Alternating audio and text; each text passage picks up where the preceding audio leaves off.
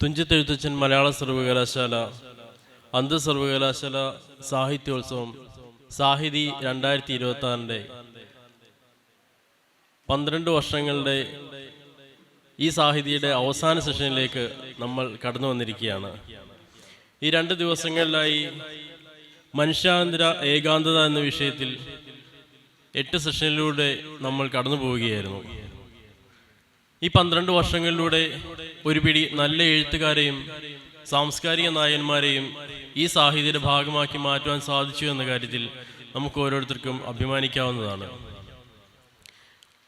സാഹിതി 2026 ഉദ്ഘാടനം ചെയ്തത് മലയാളത്തിൻ്റെ പ്രിയ എഴുത്തുകാരൻ എം മുകുന്ദനാണ്. അതുപോലെ തന്നെ ഈ സമാപന സമ്മേളനം ഉദ്ഘാടനം ചെയ്യുകയും സാഹിത്യ പുരസ്കാരങ്ങൾ നൽകുകയും ചെയ്യുന്നത് നമുക്കേവർക്കും പ്രിയങ്കരനായ NS മാധവൻ മാഷാണ്. ഈ സെഷനിലേക്ക് നമുക്ക് എല്ലാവർക്കും നിങ്ങൾക്ക് ഓരോരുത്തർക്കും സ്വാഗതം അർപ്പിക്കുന്നതിന് വേണ്ടിയാണ് ഞാനിവിടെ ആയിരിക്കുന്നത്. ഞാൻ എൻ്റെ കർത്തവ്യത്തിലേക്ക് കടക്കുകയാണ്. ആദ്യമേ തന്നെ നമുക്കേവർക്കും പ്രിയങ്കരനായ NS മാധവൻ മാഷിന് മലയാള സർവകലാശാലയുടെ പേരിലും നിങ്ങളുടെ ഓരോരുത്തരുടെയും പേരിലും ഹാർദവമായ സ്വാഗതം ഞാൻ അർപ്പിക്കുകയാണ്. അതുപോലെ തന്നെ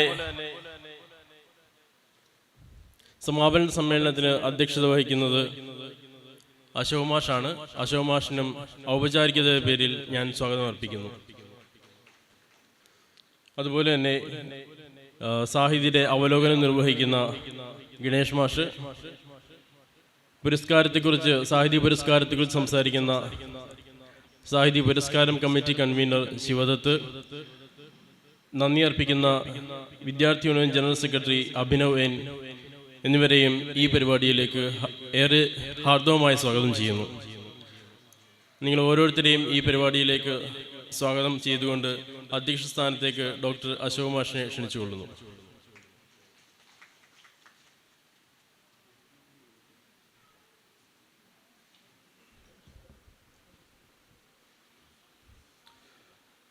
ഏറ്റവും ആദരണീയനും സ്നേഹസമ്പന്നനുമായ മലയാളത്തിൻ്റെ പ്രിയപ്പെട്ട കഥാകൃത്ത്, എഴുത്തുകാരൻ, പ്രിയപ്പെട്ട NS മാധവൻ, വേദിയിൽ സന്നിഹിതരായിട്ടുള്ള ഗണേഷ് മാഷ്, ഷിജോ, ശിവദത്ത്, പ്രിയപ്പെട്ട അഭിജിത്ത്, അഭിനവ്, രാമനുണ്ണി മാഷ്, രാധാകൃഷ്ണൻ മാഷ്, ബാബുരായ മാഷ്, മറ്റ് പ്രിയപ്പെട്ട സുഹൃത്തുക്കളെ, സഹപ്രവർത്തകരെ, പുരസ്കാര ജേതാക്കളെ, വാസ്തവത്തിൽ വളരെ സന്തോഷകരമായ ഒരു സായാഹ്നത്തിലേക്കാണ് സാഹിതി കടന്നിരിക്കുന്നത്. ഇന്നലെയും ഇന്നുമായിട്ട് സാഹിതിയുടെ 8 സെഷനുകളിലായി 8 വ്യത്യസ്ത സെഷനുകളിലായി വളരെ മികച്ച സംവാദങ്ങളും പ്രതികരണങ്ങളും അവയുടെ പ്രതിഫലനങ്ങളും ഒക്കെ നടന്നു എന്ന ഒരു ചാരിതാർത്ഥ്യം ഞങ്ങൾക്കുണ്ട്, സംഘാടകർക്കുണ്ട്. വാസ്തവത്തിൽ കഴിഞ്ഞ 12 വർഷങ്ങളായി സാഹിതി മലയാള സർവകലാശാലയുടെ ഒരു അഭിമാന സൂചകമായ പരിപാടിയായി മലയാള സർവകലാശാലയിൽ നടത്തപ്പെട്ടുകൊണ്ടിരിക്കുകയാണ്. ഇതിൻ്റെ ആദ്യ സെഷൻ ഉദ്ഘാടനം ചെയ്തത്, ആദ്യത്തെ സാഹിതിയുടെ ആദ്യ പതിപ്പ് ഉദ്ഘാടനം ചെയ്തത് മലയാളത്തിൻ്റെ പ്രിയപ്പെട്ട MT വാസുദേവൻ നായരായിരുന്നു. പിന്നീട് ഇങ്ങോട്ട് പലരും, അക്കിത്തം, സേതു, വൈശാഖൻ, അങ്ങനെ മലയാളത്തിലെ പ്രമുഖരായിട്ടുള്ള എഴുത്തുകാരെല്ലാം സാഹിതിയുടെ ഭാഗമായി പല അവസരങ്ങളിൽ വന്നുപോയിട്ടുണ്ട്. ഇനിയും ഒട്ടേറെ പേർ സാഹിതിയുടെ ഭാഗമായി വരാനുണ്ട്. വാസ്തവത്തിൽ സാഹിതി എന്ന് പറയുന്ന ഈ ഇത്രയും നൂതനമായിട്ടുള്ള ഒരു സംരംഭം നമ്മുടെ ആദ്യത്തെ വൈസ് ചാൻസലറായിട്ടുള്ള K ജയകുമാർ സാറിൻ്റെ ഒരു മാനസപുത്രിയാണ് എന്ന കാര്യം പ്രത്യേകം ഓർത്തു പോവുകയാണ്. ജയകുമാർ സാറിൻ്റെ കാലത്ത് ആരംഭിച്ച ഒരു സാഹിത്യോത്സവമാണ് സാഹിതി. വയസ്സുകൊണ്ട്, പ്രായം കൊണ്ട് കേരള ലിറ്ററേച്ചർ ഫെസ്റ്റിവലിനേക്കാൾ, കായേക്കാൾ ഞാൻ ഇതൊക്കെ പറയുന്നത് കേരളത്തിലെ ഏറ്റവും പ്രധാനപ്പെട്ട ചില ലിറ്ററേച്ചർ ഫെസ്റ്റിവലുകൾ ആയതുകൊണ്ടാണ്. അതിനേക്കാളുമൊക്കെ മുമ്പ് ആരംഭിച്ച ഒരു ലിറ്ററേച്ചർ ഫെസ്റ്റിവലാണ് സാഹിതി. ഒരു സർവകലാശാലയുടെ പരിധികൾക്കും ഉള്ളിൽ നിന്നുകൊണ്ട് പരമാവധി എത്തിച്ചേരാവുന്ന ഇടങ്ങളിലേക്ക് സാഹിതി എത്തിച്ചേരുന്നുണ്ട് എന്നതാണ് ഏറ്റവും കൗതുകകരമായ കാര്യം, ഏറ്റവും സന്തോഷകരമായ കാര്യം. ഇതിൻ്റെ സംഘാടകർക്ക് ആവേശം പകരുന്ന കാര്യവും അതുതന്നെയാണ്. കാരണം കഴിഞ്ഞ എത്രയോ വർഷങ്ങളായി സാഹിതി സംഘടിപ്പിക്കുകയും സാഹിതിയുടെ പിന്നിൽ പ്രവർത്തിക്കുകയും ചെയ്ത ഒരാളെന്ന നിലയിൽ ഞാൻ മനസ്സിലാക്കുന്നത് ഈ സാഹിതിയുടെ ഒരു പ്രത്യേകത, ഒരു സവിശേഷത എന്താണെന്ന് വെച്ചാൽ, കഴിഞ്ഞ ദിവസം ഒരു സെഷനിൽ പങ്കെടുത്ത സുമേഷ് കൃഷ്ണൻ സാഹിതിയുടെ ഒരു 2019 ലക്കത്തിലെ കവിതാ മത്സരത്തിലെ വിജയിയായിരുന്നു എന്നതാണ്. സാഹിതി പുരസ്കാരം കിട്ടിയ ഒരാൾ സാഹിതിയിൽ അതിഥിയായി പങ്കെടുക്കുന്ന തരത്തിലേക്ക് സാഹിതി കണ്ടെത്തിയ അല്ലെങ്കിൽ സാഹിതിയിലൂടെ പുരസ്കൃതനായ ആ എഴുത്തുകാരനും വളർന്നു എന്നത് സാഹിതിയുടെ ഒരു നേട്ടമായി ഒരു പക്ഷേ ചൂണ്ടിക്കാണിക്കാവുന്ന, അടയാളപ്പെടുത്താവുന്ന ഒരു കാര്യമാണ്. അത്തരത്തിൽ ഏറ്റവും പ്രധാനപ്പെട്ട എഴുത്തുകാരെയും ഏറ്റവും പ്രധാനപ്പെട്ട അല്ലെങ്കിൽ മുഖ്യധാരയിലേക്ക് കടന്നു വരാൻ വേണ്ടി പ്രതിഭകൾക്ക് പലതരത്തിൽ അവസരങ്ങൾ ലഭിക്കുന്ന ഈ കാലത്ത് സർവകലാശാല നേതൃത്വം നൽകിക്കൊണ്ട് നടത്തുന്ന സാഹിതി എന്ന ഈ ഒരു സാഹിത്യോത്സവം തീർച്ചയായിട്ടും അതുകൊണ്ട് കൂടിയാണ് അടയാളപ്പെടുത്തപ്പെടുന്നത്. കേരളത്തിനകത്തും പുറത്തുമുള്ള സാഹിത്യ തൽപരരായ വിദ്യാർത്ഥികൾക്ക് വേണ്ടി ഈ വർഷവും സാഹിതി പുരസ്കാരത്തിന് രചനകൾ ക്ഷണിച്ചിട്ടുണ്ട്. ഇത്തവണ 3 ഇനങ്ങളിലായിട്ടാണ് മത്സരം നടന്നത്: കഥ, കവിത, പ്രബന്ധം. ഇതിൻ്റെ വിശദാംശങ്ങൾ ഈ പുരസ്കാര സമിതിയുടെ കൺവീനറായിട്ടുള്ള പുരസ്കാര കമ്മിറ്റിയുടെ കൺവീനറായിട്ടുള്ള ശിവദത്ത് ഇതിൻ്റെ വിശദാംശങ്ങൾ നിങ്ങളോട് പങ്കുവയ്ക്കും. കാരണം അത്രയേറെ വിശേഷങ്ങൾ പങ്കിടാനുണ്ട് ശിവദത്തിന് എന്നുള്ളതാണ് ഈ കൺവീനർ തന്നെ സംസാരിക്കണമെന്ന് ഒരു നിർദ്ദേശം വന്നത്. മാത്രമല്ല, ഈ പുരസ്കാരവുമായി ബന്ധപ്പെട്ട്, പുരസ്കാര നിർണയവുമായി ബന്ധപ്പെട്ട് ഏറ്റവും കൂടുതൽ പ്രയത്നിച്ച, രാധാകൃഷ്ണൻ മാഷിൻ്റെ ഭാഷയിൽ പറഞ്ഞാൽ ഏറ്റവും കൂടുതൽ ഉഷ്ണിച്ച ഒരാൾ രാധാകൃഷ്ണൻ മാഷ് തന്നെയാണ്. കാരണം ഈ പുരസ്കാര നിർണയവുമായി ബന്ധപ്പെട്ട് വന്ന രചനകളെല്ലാം പ്രാഥമികമായി പരിശോധിക്കുകയും ആ രചനകളെല്ലാം ജൂറികൾക്ക് ഏൽപ്പിച്ചു കൊടുക്കുകയും മലയാളത്തിലെ പ്രമുഖരായിട്ടുള്ള എഴുത്തുകാർ, അക്കാഡമിഷ്യന്മാർ ഒക്കെയുള്ള ജൂറി അംഗങ്ങളെ കണ്ടെത്തി ആ ജൂറി അംഗങ്ങളുടെ ഏൽപ്പിച്ചു കൊടുത്ത് മുഴുവൻ കൃതികളും വായിച്ച് മാർക്കിട്ട് അത്തരത്തിൽ വളരെ അശ്രാന്ത പരിശ്രമം എന്ന് പറയുന്ന തരത്തിലുള്ള ഒരു പ്രയത്നം നടത്തിയ ആളാണ് രാധാകൃഷ്ണൻ മാഷ്. രാധാകൃഷ്ണൻ മാഷ് ഈ സമയത്ത് ഓർക്കാതിരിക്കുന്നത് ശരിയല്ല. രാധാകൃഷ്ണൻ മാഷ് അത്രയും പ്രയത്നിച്ച് അതിൻ്റെ ക്ഷീണം കൊണ്ടായിരിക്കാം വേദിയിലൊന്ന് ഇരിക്കാമെന്ന് ചോദിച്ചപ്പോൾ പോലും രാധാകൃഷ്ണൻ മാഷ് ഒരു പ്രയാസം പറഞ്ഞാൽ അത്ര ക്ഷീണം ഉള്ളതുകൊണ്ടായിരിക്കാം. ക്ഷീണം മനസ്സിലാക്കാം. എനിക്ക് പിന്നെ ക്ഷീണമില്ലല്ലോ, അതുകൊണ്ട് പിന്നെ കുഴപ്പമില്ല. കഴിഞ്ഞ 2 ദിവസമായിട്ട് ഈ സർവകലാശാലയിലെ വിദ്യാർത്ഥികൾക്കൊപ്പം ഞാനും ഇവിടെ ഉണ്ടായിരുന്നു. പക്ഷേ കുറച്ച് നേരം ഉറങ്ങിപ്പോയി എന്നുള്ളത് വാസ്തവമാണ്. അപ്പം ഞാൻ പറഞ്ഞു വന്നത്, ഒരു സർവകലാശാല ഇത്തരത്തിലൊരു സാഹിത്യോത്സവം സംഘടിപ്പിക്കുക, സർവകലാശാല പ്രതിഭകളെ കണ്ടെത്തി ആദരിക്കുക എന്നൊക്കെ ചെയ്യുന്ന ഇടത്തേക്ക് മലയാള സർവകലാശാല എത്തുമ്പോൾ മലയാള സർവകലാശാലയുടെ പ്രഖ്യാപിത ലക്ഷ്യങ്ങളിലേക്ക് ഒരു ചുവട് കൂടി അടുക്കുകയാണ്. അതിൻ്റെ 12ാമത് വാർഷികമാണ്, 12ാമത്തെ എഡിഷനാണ് ഒരുപക്ഷെ ഈ 2026 സാഹിതി എന്ന് നമുക്ക് പറയാം. ഇത്തവണത്തെ സാഹിതിയുടെ ഒരു സവിശേഷത എന്ന് പറയുന്നത്, ഈ സാഹിതിയുടെ ശില്പങ്ങൾ സാഹിതിക്ക് വേണ്ടി ഒരു സവിശേഷമായ രീതിയിൽ സാഹിതി പുരസ്കാരം രൂപകൽപ്പന ചെയ്തു എന്നുള്ളതാണ്. ഇത്തവണത്തെ സാഹിതി പുരസ്കാരം രൂപകൽപ്പന ചെയ്തിരിക്കുന്നത് ഷിബു സിഗ്നേച്ചർ എന്ന് പറയുന്ന ഒരു കലാകാരനാണ്. അദ്ദേഹം ഇപ്പോൾ നമുക്കിടയിലുണ്ട്. അദ്ദേഹത്തെയും പ്രത്യേകമായി ഈ സാഹിതിയുടെ ശില്പം രൂപകൽപ്പന ചെയ്തതിൻ്റെ പേരിൽ അഭിനന്ദിക്കുകയാണ്. അദ്ദേഹം ഇവിടെ ഉണ്ട്, പിന്നിലിരിപ്പുണ്ട്. അപ്പോൾ അത്തരത്തിൽ പിന്നെ വളരെ പ്രത്യേകതകളുള്ള ഒരു സാഹിതി എഡിഷൻ കൂടിയാണിത്. മാത്രമല്ല, ഈ സാഹിതിയുടെ മറ്റൊരു സവിശേഷത, ഈ സാഹിതിയുടെ ആലോചനാ യോഗം മുതൽ എല്ലാ ആലോചനാ യോഗങ്ങളിലും നിരന്തര സാന്നിധ്യമായിരിക്കുകയും, വേണമെങ്കിൽ മാറി നിൽക്കാമായിരുന്നു, നിരന്തര സാന്നിധ്യമായിരിക്കുകയും ഈ സാഹിതിയുടെ 2 ദിവസങ്ങളിലും എല്ലാ സെഷനുകളും മുടങ്ങാതെ പങ്കെടുക്കുകയും ചെയ്ത നമ്മുടേതാണോ എന്ന് ചോദിച്ചാൽ നമ്മുടേതെന്നും അവരുടേതാണോ എന്ന് ചോദിച്ചാൽ അവരുടേതെന്നും ഒക്കെ ചിലപ്പോൾ അവകാശവാദം ഉന്നയിക്കാവുന്ന രാമനുണ്ണി മാഷാണ്. രാമനുണ്ണി മാഷ് ഈ സാഹിതിയുടെ ആലോചനാ യോഗം ഇതിൻ്റെ നാമ്പിടുന്ന ഘട്ടം മുതൽ ഈ സമാപന സമ്മേളനത്തിൻ്റെ അവസാന നിമിഷം വരെ രാമനുണ്ണി മാഷ് ഇവിടെ ഉണ്ട്. പകലില്ലാതെ രാമനുണ്ണി മാഷ് ഇവിടെ ഉണ്ട്. അദ്ദേഹം ഈ സാഹിതിക്ക് വേണ്ടി വളരെ ഗംഭീരമായ ഒട്ടേറെ സംഭാവനകൾ നൽകിയ ആളാണ്. രാമനുണ്ണി മാഷിനെ പ്രത്യേകം ഈ സാഹിതിക്ക് വേണ്ടി, സാഹിതിയുടെ ഈ ജനറൽ കൺവീനർ എന്ന നിലയിൽ ഞാൻ ഓർക്കുകയാണ്. മാഷ് അത്രയും മാഷ് ഒരുപാട് പ്രയത്നിച്ചിട്ടുണ്ട്. ആ പ്രയത്നങ്ങളൊന്നും തൽക്കാലം ഇപ്പോൾ പറയുന്നില്ല, കാരണം കുറേയൊക്കെ പറയരുതെന്ന് എനിക്ക് കർശന നിർദ്ദേശം ഉള്ളത് കൊണ്ടും ഞാൻ പറയുന്നില്ല. പക്ഷേ മാഷ് ഒരുപാട് ഈ സാഹിതിക്ക് വേണ്ടി ഒരുപാട് അലഞ്ഞിട്ടുണ്ട്, ഒരുപാട് അഭ്യർത്ഥനകൾ നടത്തിയിട്ടുണ്ട്, ഒരുപാട് ത്യാഗങ്ങൾ സഹിച്ചിട്ടുണ്ട്. അതെല്ലാം ഓർക്കുകയാണ്.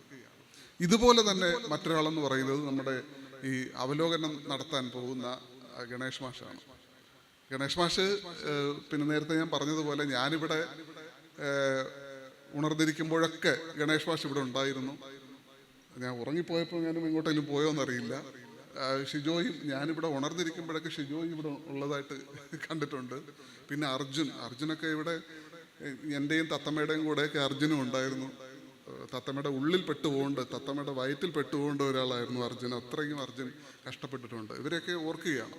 ഇവരെയൊന്നും ഓർക്കാതെ നമുക്ക് മുന്നോട്ട് പോകാൻ കഴിയില്ല. മാത്രമല്ല ഇവിടുത്തെ ഈ കമ്മിറ്റികളിലെ കൺവീനർമാർ, ഇവിടെ ഉണ്ടായിരുന്ന മുഴുവൻ വിദ്യാർത്ഥികളെയും ഈ അവസരത്തിൽ ഓർക്കാതെ എനിക്ക് അവിടെ ഇരിക്കാൻ പറ്റത്തില്ല. കാരണം അതുപോലെ മറ്റൊരു സവിശേഷത, ഈ 8 സെഷനുകളുടെയും ഏകോപനം നടത്തിയത് നമ്മുടെ ഗവേഷകരാണ്. സാഹിത്യരചനാ സ്കൂളിലെയും സാഹിത്യ പഠന സ്കൂളിലെയും ഗവേഷകരാണ്. അപ്പോൾ ആ 8 ഗവേഷകരെയും ഓർക്കുകയാണ്, അവരോടുള്ള പ്രത്യേക അഭിനന്ദനം അറിയിക്കുകയാണ്. കാരണം ചില സെഷനൊക്കെ കഴിഞ്ഞപ്പോഴത്തേക്ക് ആ സെഷനിൽ സംസാരിച്ച പ്രമുഖരായിട്ടുള്ള എഴുത്തുകാർ തന്നെ വന്ന് എന്നോട് സംസാരിച്ചിട്ടുണ്ട്. നല്ല ഗംഭീര സെഷനായിരുന്നു. ആ മോഡറേറ്റർ ഉള്ളതുകൊണ്ട് ഞങ്ങൾക്ക് കൂടുതൽ സംസാരിക്കാൻ പറ്റി. ആ മോഡറേറ്ററാണ് ഞങ്ങളെ ശരിക്കും ഇത്രയും സംസാരിക്കാൻ പ്രേരിപ്പിച്ചത് എന്നൊക്കെയുള്ള നല്ല അഭിപ്രായങ്ങൾ ഒക്കെ ഇവിടുത്തെ ഗവേഷകരെ കുറിച്ച് പറഞ്ഞു. അത് അവർ അഭിനന്ദനാർഹമായ ജോലി തന്നെയാണ് അവർ ചെയ്യുന്നത്. അതുപോലെ തന്നെ ഈ ഇടയ്ക്ക് മോഡറേറ്ററും ഇടയ്ക്ക് കോമ്പയറിങ്ങും ഒക്കെ ചെയ്യുന്ന മെൽവിയെ പോലുള്ള വേറെ അനക്കെ പോലുള്ള ആൾക്കാർ ഇടയ്ക്ക് ഒന്ന് മോഡറേറ്റ് ചെയ്യും. അതൊക്കെ അവരുടെ അസൈൻമെൻറ്റിൻ്റെ ഭാഗമായിട്ടാണ്. അതുപോലെ തന്നെ രതീഷ് മാഷ് ഒക്കെ പിന്നെ രാത്രി 11 മണിക്കും 12 മണിക്കൊക്കെയാണ് എന്നെ വിളിക്കുന്നത്. എൻ്റെ ഫോണിൻ്റെ ഒരു പ്രത്യേക സവിശേഷത എന്താണെന്ന് വെച്ചാൽ ചില കോളുകളൊന്നും എൻ്റെ ഫോൺ എനിക്ക് തരത്തില്ല. ഒരു കണക്കിന് ഞാൻ ബ്ലെസ്ഡും ആണ് ആ കാര്യത്തിൽ. ഫോണ് തന്നെ സ്ക്രീൻ ചെയ്തിട്ടാണ് എനിക്ക് തരുന്നത്, എന്തുകൊണ്ടാണെന്ന് അറിയത്തില്ല. പക്ഷേ രതീഷ് മാഷൊക്കെ 12 മണിക്ക് വിളിച്ചാലൊക്കെ എന്നെ കിട്ടും. രതീഷ് മാഷി വിളിക്കുന്നത് വല്ല ഹോട്ടലിലേക്ക് മുന്നിൽ നിന്നുകൊണ്ടാണ്. മാഷെ ഈ ഹോട്ടൽ നമുക്ക് ബുക്ക് ചെയ്താലോ എന്നൊക്കെ ചോദിക്കാൻ വേണ്ടിയാണ്. അത്രയ്ക്ക് ഈ രാത്രികളെ പകലാക്കി നടന്ന രതീഷ് മാഷിനെ പോലുള്ളവർ. അതുപോലെ സക്കിനി ടീച്ചർ വിളിച്ചാൽ ഫോൺ എടുക്കത്തില്ലെങ്കിലും ഭക്ഷണത്തിൻ്റെ കാര്യത്തിൽ വിട്ടുവീഴ്ചയൊന്നുമില്ല. കൂപ്പണില്ലാത്തവരെ നിഷ്കരണം ചവിട്ടി പുറത്താക്കുകയൊക്കെ ചെയ്യുന്ന തരത്തിൽ അത്രയും ഒക്കെ കർശനമായിട്ടുള്ള പിന്നെ ചില നടപടിക്രമങ്ങളൊക്കെ ഉണ്ടായിട്ടുണ്ടെന്നേ ഉള്ളൂ. വേറെ കുഴപ്പമൊന്നുമില്ല. അപ്പം അങ്ങനെയൊക്കെയുള്ള സക്കിനി ടീച്ചർ. പിന്നെ അതുപോലെ തന്നെ പിന്നെ നമ്മുടെ ശുഭ ടീച്ചർ ഇവിടെ ഇല്ലെന്ന് തോന്നുന്നു. ഒരുപക്ഷെ ശുഭ ടീച്ചറും കുറേയൊക്കെ കറങ്ങിയടിച്ച് ഇവിടെ ഉണ്ട്. ശുഭ ടീച്ചറും കുറേയെന്നല്ല കുറേയേറെ. ശുഭ ടീച്ചറിന് ഒരുപക്ഷെ എന്നോട് ചിലപ്പോൾ എന്തെങ്കിലുമൊക്കെ പിന്നെ അനിഷ്ടം തോന്നിയിട്ട് ചിലപ്പോൾ തെറി പറയാനൊക്കെ ഉണ്ടാകുമെന്നൊക്കെ എനിക്കറിയാം. പക്ഷേ അത്രയ്ക്ക് കുഴപ്പങ്ങളൊക്കെ ചിലപ്പോൾ എൻ്റെ ഭാഗത്തു നിന്ന് ഉണ്ടാകാനും സാധ്യത ഉണ്ടായിട്ടുണ്ട്. അതുപോലെ തന്നെ ചിലരൊക്കെ പറയുന്നത് ഞാനിവിടെ നടന്ന ഒരൊറ്റ സെഷൻ ഇതുവരെ കണ്ടിട്ടില്ല. ഇവിടെ 8 സെഷനുകളുണ്ടാവും. ഒരൊറ്റ സെഷനിൽ പോലും എനിക്ക് പങ്കെടുക്കാൻ കഴിഞ്ഞിട്ടില്ല എന്നുള്ളത് ഖേദകരമാണ്. പിന്നെ ആകെയുള്ള ആശ്വാസം, ഇതെല്ലാം നമ്മൾ റെക്കോർഡ് ചെയ്തിട്ടുണ്ട്. ഇതെല്ലാം നമ്മുടെ യൂട്യൂബ് ചാനലിൽ ലഭ്യമാക്കാനുള്ള നടപടികൾ സ്വീകരിക്കുന്നതായിരിക്കും. അപ്പോഴിരുന്ന് കാണാമെന്നുള്ള പ്രതീക്ഷയാണ് എനിക്കുള്ളത്. കാരണം ഇവിടെ നടന്ന പല സെഷനുകളെക്കുറിച്ച് ഇന്നലെ നടന്ന പിന്നെ അനിൽ മാഷും മാളവിക ബിന്നിയുമായിട്ടുള്ള ആ സംവാദമൊക്കെ ഭയങ്കര തീയായിരുന്നു എന്നൊക്കെയാണ് പുറത്ത് നിന്ന് കിട്ടിയ അറിവ്. ഇവിടെ പങ്കെടുക്കാൻ വന്ന പുറത്തുനിന്ന് വന്ന പ്രതിനിധികൾ പറഞ്ഞത് ഗംഭീര സെഷനായിരുന്നു എന്നൊക്കെ കേട്ടിട്ടുണ്ട്. അപ്പോൾ ഇതൊന്നും എനിക്ക് കാണാനോ ഇവിടെ ഇരിക്കാനോ കഴിഞ്ഞിട്ടില്ല. അപ്പം ഈ സ്വാഭാവികമായിട്ടും ജനറൽ കൺവീനർ ആകുമ്പോഴത്തേക്ക് ഇങ്ങനെ എവിടെ ഇരിക്കാൻ പാടില്ലല്ലോ, ഇങ്ങനെ മുഴുവൻ സമയം ഇങ്ങനെ ഭ്രമണപഥത്തിലായിരിക്കണമല്ലോ എന്നുള്ള ഒറ്റ ആശ്വാസം മാത്രമേ എനിക്കുള്ളൂ. ഇന്നത്തോടുകൂടി ഇതൊക്കെ കഴിയുമെന്നാണ് നമ്മളെല്ലാവരും വിചാരിക്കുന്നത്. പക്ഷേ കഴിയില്ല. ഇതിൻ്റെ ബില്ലും വൗച്ചറും എല്ലാം സെറ്റിൽ ചെയ്ത് ഓഡിറ്റർമാരെ തൃപ്തിപ്പെടുത്താതെ എനിക്ക് ഇതിനകത്ത് നിന്ന് രക്ഷപ്പെടാൻ കഴിയില്ല എന്നുള്ളതാണ്. ഞാൻ ദീർഘിപ്പിക്കുന്നില്ല. ഞാൻ പറഞ്ഞു വരുന്നത് സാഹിതി അങ്ങനെ പലതരത്തിലാണ് ഓരോ ലക്കം സാഹിതികളും നടത്തപ്പെട്ടുകൊണ്ടിരിക്കുന്നത്. അപ്പം പിന്നെ ഈ കുറച്ച് നാൾ മുമ്പ് സാഹിതിയുടെ കൺവീനറായിരുന്നിട്ടുള്ള പിന്നെ റോഷനി ടീച്ചറിനൊക്കെ ഒക്കെ അറിയാം സാഹിതിയുടെ വിഷമം എന്താണെന്ന്. ഇത്തവണ എന്തായാലും റോഷനി ടീച്ചർ ഒരു സെഷനിലേക്ക് വളരെ നയപരമായിട്ട് ഒതുങ്ങി നിന്നു എന്നുള്ളതാണ് ഇത്തവണ ടീച്ചർ ചെയ്തത്. പക്ഷേ ടീച്ചർ വളരെ സവിശേഷമായ രീതിയിൽ ഇടപെടുകയും ഒക്കെ ചെയ്തിട്ടുണ്ട്. അപ്പോൾ ഇത്തരത്തിൽ നമ്മുടെ അധ്യാപകരെല്ലാം സാഹിത്യ പഠനത്തിലെയും അധ്യാപകരെല്ലാം ഇതിനകത്ത് പലതരത്തിൽ ഇടപെട്ടിട്ടുണ്ട്. പിന്നെ ഞാൻ ഏറ്റവും ഹൃദയത്തോട് ചേർത്ത് വയ്ക്കുന്നത് ഇവിടുത്തെ സർവകലാശാല യൂണിയനാണ്. സർവകലാശാല യൂണിയൻ്റെ അകമഴിഞ്ഞ പിന്തുണ ഇല്ലായിരുന്നെങ്കിൽ ഈ പരിപാടി ഇത്രമാത്രം ആകില്ല എന്ന് എനിക്ക് ഉറപ്പുണ്ട്. വേറെ ആരൊക്കെ എന്തൊക്കെ പറഞ്ഞാലും ഈ സർവകലാശാല യൂണിയൻ്റെ ഈ പ്രവർത്തനങ്ങളെ ഞാൻ ഹൃദയത്തോട് ചേർത്ത് വെച്ച് അഭിവാദ്യം ചെയ്യുകയാണ്. ആരും കൈയടിക്കത്തില്ല. സർവകലാശാല യൂണിയൻ്റെ കാര്യമാണ് പറഞ്ഞത്. എല്ലാവരോടുമുള്ള സന്തോഷം പങ്കുവയ്ക്കാൻ കൂടി അവസരം വിനിയോഗിക്കുകയാണ്. ഞാൻ സത്യത്തിൽ ഒരു പകരക്കാരനായിട്ട് വന്നതെങ്കിൽ ഇത്രയും സംസാരിക്കാൻ നിയോഗിക്കപ്പെട്ടത് എനിക്ക് വളരെ സന്തോഷവും ആശ്വാസവും ഒക്കെ തോന്നുകയാണ്. ഇത്രയും പറയാൻ പറ്റിയല്ലോ എന്നുള്ളൊരു ആശ്വാസം. മാത്രമല്ല, ഇന്ന് ഇപ്പോൾ ഈ പുരസ്കാര പ്രഖ്യാപനം ഉണ്ടാകും. പുരസ്കാര പ്രഖ്യാപനം ഉണ്ടാകുമ്പോൾ ഇതിൻ്റെ ഒരു രീതിയെക്കുറിച്ച് കൂടി ഞാനൊന്ന് സൂചിപ്പിക്കുകയാണ്. അതായത് ഈ ചുരുക്കപ്പട്ടികയിൽ വന്ന മുഴുവൻ ആൾക്കാരെയും ശിവദത്ത് പരിചയപ്പെടുത്തും. ശിവദത്ത് പരിചയപ്പെടുത്തിയതിന് ശേഷം ഈ പുരസ്കാരം ഔപചാരികമായി പുരസ്കാര ജേതാക്കളെ പ്രഖ്യാപിക്കുന്നത് നമ്മുടെ പ്രിയപ്പെട്ട NS മാധവൻ സാറാണ്. സാറ് പുരസ്കാര ജേതാവിനെ പ്രഖ്യാപിച്ചിട്ട് പുരസ്കാര ജേതാക്കൾക്ക് വന്ന് പുരസ്കാരം ഏറ്റുവാങ്ങാവുന്നതാണ്. ഷിബു സിഗ്നേച്ചർ രൂപകൽപ്പന ചെയ്ത ശില്പം, പ്രശസ്തി പത്രം, പുസ്തകങ്ങൾ, 5000 രൂപ എന്നിവ അടങ്ങുന്നതാണ് ഈ പുരസ്കാരം. അങ്ങനെ പുരസ്കാരം ഏറ്റുവാങ്ങാവുന്നതാണ്. ആ പുരസ്കാരം ഏറ്റുവാങ്ങിയതിന് ശേഷം ചുരുക്കപ്പട്ടികയിൽ വന്നിട്ടുള്ള മറ്റുള്ളവർക്ക് സർട്ടിഫിക്കറ്റ്, ഒരു സാക്ഷ്യപത്രം കൂടി നൽകുന്നുണ്ട്. കാരണം ചുരുക്കപ്പട്ടികയിൽ വന്നു എന്നുള്ളതിൻ്റെ പേരിൽ. ഇത് തന്നെയാണ് സാഹിതിയുടെ മറ്റൊരു സന്തോഷം. കാരണം ഈ പുരസ്കാരം വേണമെങ്കിൽ നേരത്തെ പ്രഖ്യാപിക്കാമായിരുന്നു. പക്ഷേ ഈ അവസാന നിമിഷം വരെ ഈ പുരസ്കാര ജേതാക്കളെ ഇങ്ങനെ ഈ മുൾമുനയിൽ നിർത്തുക എന്ന് പറയുന്ന ഒരു സന്തോഷകരമായ കാര്യമാണല്ലോ. ഇതിൻ്റെ സംഘാടകർക്ക്, വേറെ ആർക്കുമല്ല, പുരസ്കാര ജേതാക്കൾക്ക് ഉള്ളിൽ വിഷമമല്ല, തീയുണ്ട്, ടെൻഷനുണ്ടെന്നൊക്കെ അറിയാം. പക്ഷേ ഈ സംഘാടകർക്ക് വലിയ സന്തോഷമാണ്. കാരണം സംഘാടകർക്ക് നേരത്തെ അറിയാം, എനിക്കൊക്കെ നേരത്തെ അറിയാം ആർക്കാണ് പുരസ്കാരം കിട്ടിയത്. ഞാൻ ഇവിടെ കൊണ്ടുവച്ചപ്പോൾ തന്നെ നോക്കിയിരുന്നു. രാധാകൃഷ്ണൻ മാഷ് അതിനു മുമ്പേ അറിയാം, ശിവദത്തിന് ഒരുപക്ഷെ അറിയാമായിരിക്കും. പക്ഷേ ആരോടും പറഞ്ഞിട്ടില്ല. പക്ഷേ ഇതൊക്കെയാണ് ഇതിൻ്റെ മറ്റൊരു രസകരമായ കാര്യമെന്ന് പറയുന്നത്. ഷിബു സിഗ്നേച്ചറിനും അറിയാം കേട്ടോ. ഒരുപക്ഷെ ഇവിടെ നമ്മൾക്കിടയിൽ ഈ രഹസ്യം അറിയാവുന്ന മറ്റൊരാൾ ഈ ഷിബു സിഗ്നേച്ചറാണ്. കാരണം അദ്ദേഹം അറിയാതെ ഈ പുരസ്കാരം ഇങ്ങനെ ഉണ്ടാവത്തില്ലല്ലോ. അപ്പോൾ അത്തരത്തിൽ വളരെ സവിശേഷമായ ഒരു ചടങ്ങാണ് നമ്മുടെ ഈ പുരസ്കാര വിതരണത്തിന്. വാസ്തവത്തിൽ നമുക്കൊരു എഴുത്തച്ഛനെ തന്നെ കിട്ടിയത് നമ്മുടെ മറ്റൊരു വലിയ ഭാഗ്യമാണ്. ഇപ്പോൾ നമ്മുടെ ഉദ്ഘാടനം ചെയ്ത ഒരു എഴുത്തച്ഛനാണ്, നമുക്കിനി പുരസ്കാര വിതരണം ചെയ്യുന്ന മറ്റൊരു എഴുത്തച്ഛനാണ്. ഞാൻ അദ്ദേഹത്തിൻ്റെ രചനകളൊക്കെ വർഷങ്ങൾക്ക് മുമ്പ് ഡിഗ്രിക്ക് പഠിക്കുന്ന കാലം മുതൽ വായിച്ച് ലന്തമ്പത്തിരലെ ലുത്തിനെയൊക്കെ എത്രയോ തവണ വായിച്ച് അതിലെ ബിരിയാണിയുടെ റെസിപ്പിയൊക്കെ എൻ്റെ അമ്മയെ കൊണ്ട് ചെയ്യിപ്പിച്ച്, അതിൽ ബിരിയാണിയുടെ റെസിപ്പിയൊക്കെ ഉണ്ട്, നിങ്ങൾ എത്ര പേര് വായിച്ചിട്ടുണ്ടെന്ന് അറിയത്തില്ല. ആ ബിരിയാണിയുടെ റെസിപ്പി നോക്കിയിട്ട് അത് ചെയ്യണമെന്നൊക്കെ പറഞ്ഞ് ചെയ്യിപ്പിച്ച് കഴിച്ചിട്ടുള്ള ഒരാളാണ്. സാന്ദർഭികമായി പറയട്ടെ, ഇന്നും ബിരിയാണിയാണ് കഴിച്ചത് ഉച്ചയ്ക്ക് കുട്ടികളോടൊപ്പം. അപ്പോൾ ഇത്രയും എഴുതുകയും ഇത്രയും ഔദ്യോഗികമായിട്ട് വളരെ ഉയർന്ന മേഖലയിൽ, ഇപ്പോൾ പിന്നെ ബീഹാറിൽ 4 ജില്ലകളുടെ ജില്ലാ കളക്ടർ മീതെയുള്ള ഒരു അഡ്മിനിസ്ട്രേറ്റീവ് ചുമതലയൊക്കെ വഹിച്ച സിവിൽ സർവീസിലുള്ള ഒരു ഉയർന്ന ഉദ്യോഗസ്ഥൻ എന്ന നിലയ്ക്ക് ഇത്രയൊക്കെ എഴുത്തിൽ ഇത്രയൊക്കെ ഉയർന്ന ഒരു തലത്തിൽ നിൽക്കുന്ന മനുഷ്യൻ എന്ന നിലയ്ക്ക് വാസ്തവത്തിൽ എനിക്ക് സംസാരിക്കാൻ വലിയ ഭയമായിരുന്നു. പക്ഷേ രാമനുണ്ണി മാഷ് എന്നോട് പറഞ്ഞാൽ വിളിക്കണം, അശോക് വിളിക്കണം എന്ന് പറഞ്ഞാൽ ഒരൊറ്റ തവണ വിളിച്ചതോടുകൂടി ഞങ്ങൾ കൂട്ടായി. അപ്പോൾ ആ ഒരു സന്തോഷമുണ്ട്. അദ്ദേഹത്തോട് ഒരു തവണയെങ്കിലും സംസാരിച്ചു കഴിഞ്ഞാൽ നമുക്ക് പെട്ടെന്ന് കൂട്ടാകാൻ പറ്റുന്ന ആളാണ്. അപ്പോൾ അത്തരത്തിൽ NS മാധവൻ സാറ് ഇവിടെ വരികയും ഞങ്ങളെ ധന്യരാക്കുകയും ഈ പുരസ്കാരം ഔപചാരികമായി പ്രഖ്യാപിക്കുകയും വിതരണം ചെയ്യുകയും ചെയ്യുന്നതിനുള്ള സന്തോഷവും നന്ദിയും കടപ്പാടും ഒക്കെ അറിയിച്ചുകൊണ്ട് നമ്മുടെ ഈ സാഹിതിയുടെ നമ്മുടെ വേദിയിലില്ലാത്ത 2 ഡയറക്ടർമാർ, ബാബുരായൻ മാഷിനെ, വിശ്വപ ടീച്ചറിനെ സവിശേഷമായി ഓർത്തുകൊണ്ട് എല്ലാവർക്കും അഭിവാദ്യങ്ങൾ പറഞ്ഞുകൊണ്ട് നിർത്തുന്നു. നന്ദി, നമസ്കാരം. ശ്രീ NS മാധവൻ, 1948 ജനനം. മലയാള സാഹിത്യത്തിലെ പ്രമുഖ ചെറുകഥാകാരനും നോവലിസ്റ്റുമാണ്. ശിശു എന്ന ചെറുകഥയിലൂടെ സാഹിത്യരംഗത്തേക്ക് പ്രവേശിച്ചു. മലയാളത്തിൽ ചെറുകഥാ സാഹിത്യത്തിന് പുത്തൻ ഉണർവ് പകരുന്ന എഴുത്തുകാരനാണ് അദ്ദേഹം. ലണ്ടൻ ബത്തേരിയിലെ ലുത്തീനിയകൾ എന്ന നോവലും, ഹ്യുഗിറ്റ, തിരുത്ത്, ചുളൈമേടിലെ ശവങ്ങൾ, വൻമരങ്ങൾ വീഴുമ്പോൾ, പഞ്ചകന്യകകൾ, ഭീമച്ചൻ തുടങ്ങി നിരവധി പ്രശസ്തമായ ചെറുകഥാ സമാഹാരങ്ങളും അദ്ദേഹം രചിച്ചിട്ടുണ്ട്. ഫിക്ഷന് പുറമെ ഫുട്ബോൾ, യാത്ര തുടങ്ങിയ വിഷയങ്ങളിൽ അദ്ദേഹം പ്രതിവാര പംക്തികൾ എഴുതാറുണ്ട്.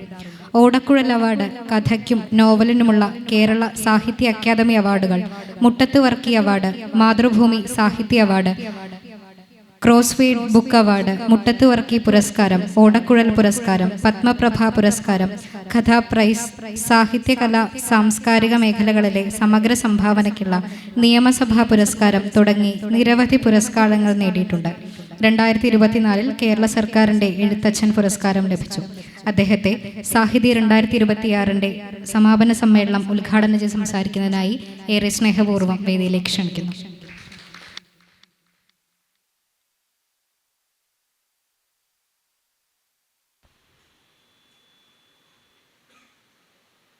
ആദരണീയനായ അധ്യക്ഷൻ ശ്രീ അശോക് ഡിക്രൂസ്, വേദിയിലെയും സദസ്സിലെയും സഹൃദയരെ, 2016 ശ്രീ ജയകുമാർ ഈ സർവകലാശാലയുടെ വൈസ് ചാൻസലറായിരുന്ന കാലത്ത് ഇതുപോലൊരു സാഹിതി സമ്മേളനത്തിൽ സംസാരിക്കാൻ എനിക്ക് അവസരം ലഭിച്ചു. അന്ന് കേരളത്തിൽ ഇന്ന് ഗ്രാമാന്തരങ്ങളിൽ കാണാവുന്ന രീതിയിലുള്ള ലിറ്റററി ഫെസ്റ്റിവലുകൾ വന്നു തുടങ്ങിയിട്ടില്ല. അപ്പം അതിനൊക്കെ എത്രയോ മുമ്പാണ് ഇത്തരത്തിൽ സർവകലാശാല വിദ്യാർത്ഥികളെ അന്തർ സർവകലാശാല തലത്തിൽ ഒരു സാഹിത്യോത്സവം സംഘടിപ്പിക്കുക എന്നത് ഈ സർവകലാശാലയുടെ വളരെയധികം ശോഭ നൽകുന്നു. അതുപോലെ തന്നെ ഏറ്റവും ഒരു പുതിയ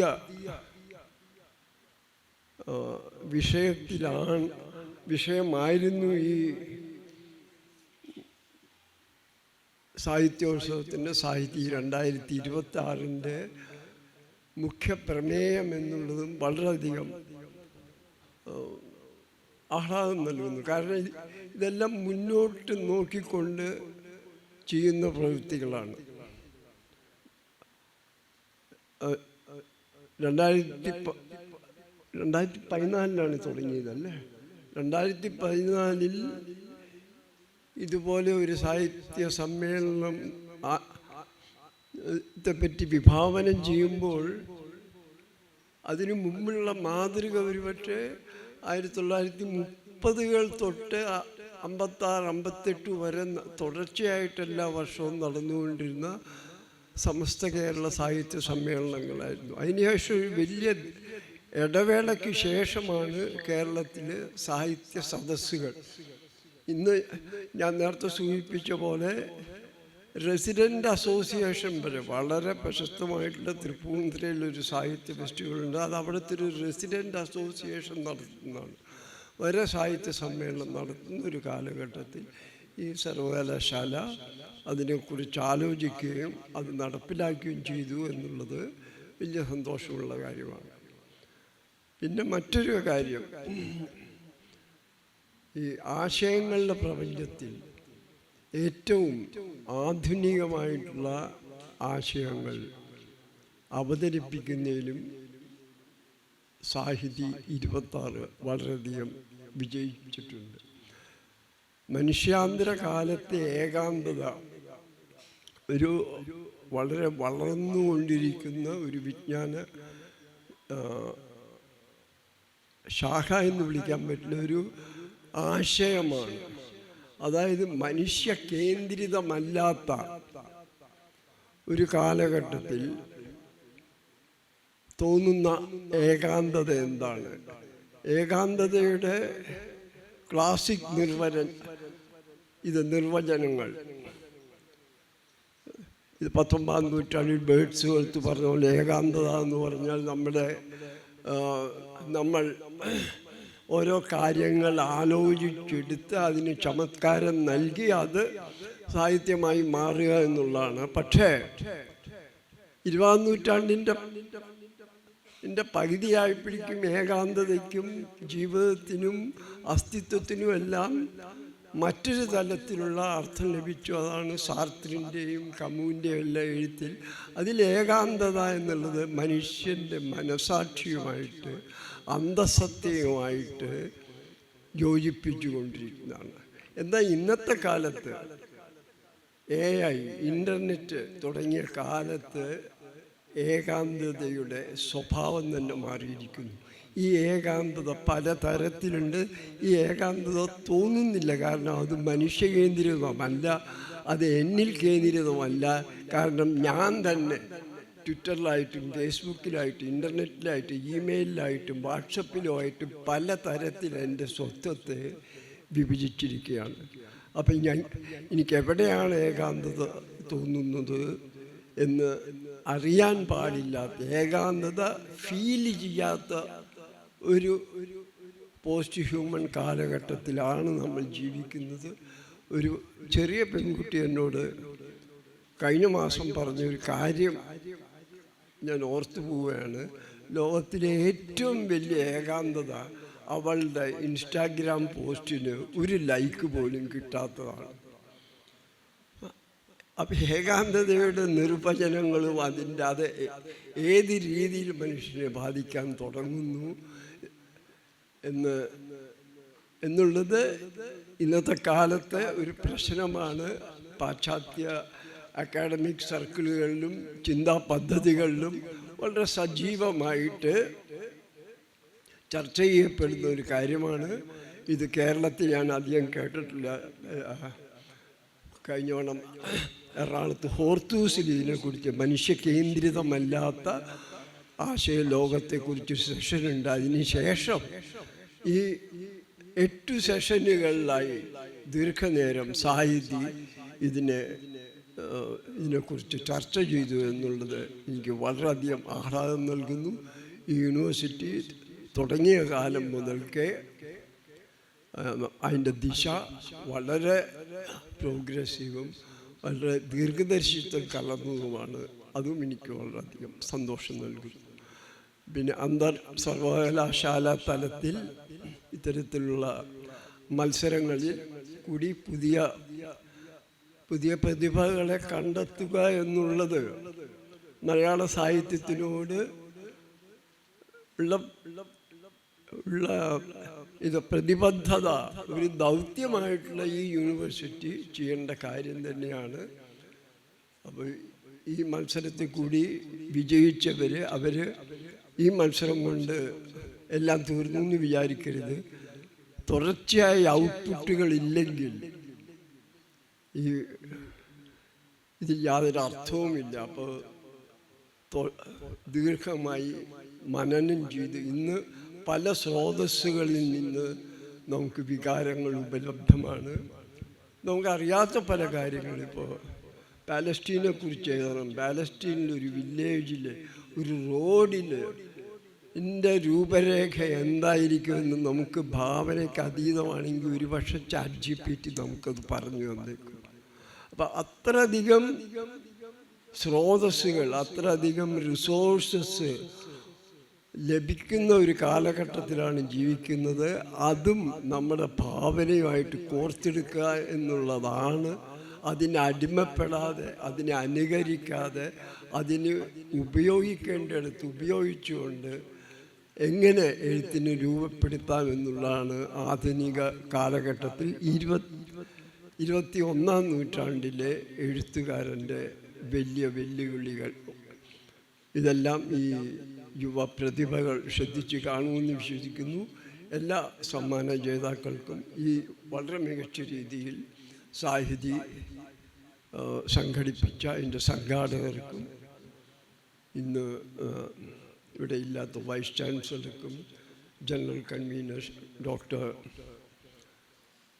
അശോക് ഡിക്രൂസിനും ബാക്കി എല്ലാ സാഹിതിയുടെ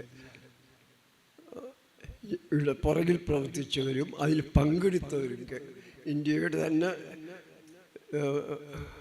പല ഭാഗങ്ങളിൽ നിന്ന് ഈ മത്സരങ്ങളിലേക്ക് എൻട്രി ലഭിച്ചു എന്ന് പറയുന്നു വളരെയധികം സന്തോഷം നൽകുന്നു. അതിലും ഭാഷയ്ക്ക് വളരെയധികം ഗുണം ചെയ്യുന്നൊരു കാര്യമാണ്. അതിൽ അത്യന്തം സന്തോഷമുണ്ട്. എല്ലാ വിജയികൾക്കും അഭിവാദ്യങ്ങൾ, അഭിനന്ദനങ്ങൾ. ഇത് പലപ്പോഴും ഒരു കേരള സർവകലാശാല കവിതാ മത്സരത്തെക്കുറിച്ച് സമ്മാനദാന ചടങ്ങിനെ കുറിച്ച് ഒന്ന് ഓർമ്മിപ്പിച്ചുകൊണ്ട് ഞാൻ എൻ്റെ ഇത് പ്രധാന കർത്തവ്യമായ പുരസ്കാര വിതരണത്തിലേക്ക് കടക്കാം. അതായത് ഏതാ വർഷം ഓർക്കുന്നില്ല, കവിതയിൽ ഒന്നാം സമ്മാനം വിജയലക്ഷ്മിക്കായിരുന്നു. അന്ന് മഹാരാജസിലായിരുന്നു വിജയലക്ഷ്മിയും ബാലേന്ദ്രൻ ചുള്ളിക്കാടും. ഒന്നാം സമ്മാനം വിജയലക്ഷ്മിക്കും രണ്ടാം സമ്മാനം ബാലേന്ദ്രനുമായിരുന്നു, ബാലേന്ദ്രൻ ചുള്ളിക്കാടിനുമായിരുന്നു. ഈ ഒരു സമ്മാനദാന ചടങ്ങിന് ശേഷമാണ് അവരുടെ ജീവിത പന്ഥാവിൽ അവർ ഒരുമിച്ച് നീങ്ങാൻ തുടങ്ങിയത്. അപ്പം ഇതിനെല്ലാം ഈ സമ്മാനദാനത്തിനൊക്കെ അപ്പുറത്തുള്ള അർത്ഥതലങ്ങളും നമുക്ക് തേടാവുന്നതാണ്. നന്ദി, നമസ്കാരം.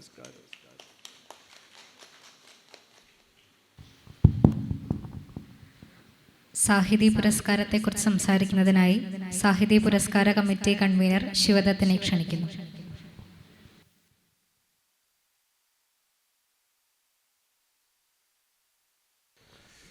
നമസ്കാരം. കഴിഞ്ഞ തവണ സാഹിതി സംഘടിപ്പിച്ച സമയത്ത് ഞാൻ ഏറ്റെടുത്ത ഒരു ചുമതല എന്ന് പറയുന്നത് ഗതാഗതവും അതുപോലെ താമസവുമായിരുന്നു.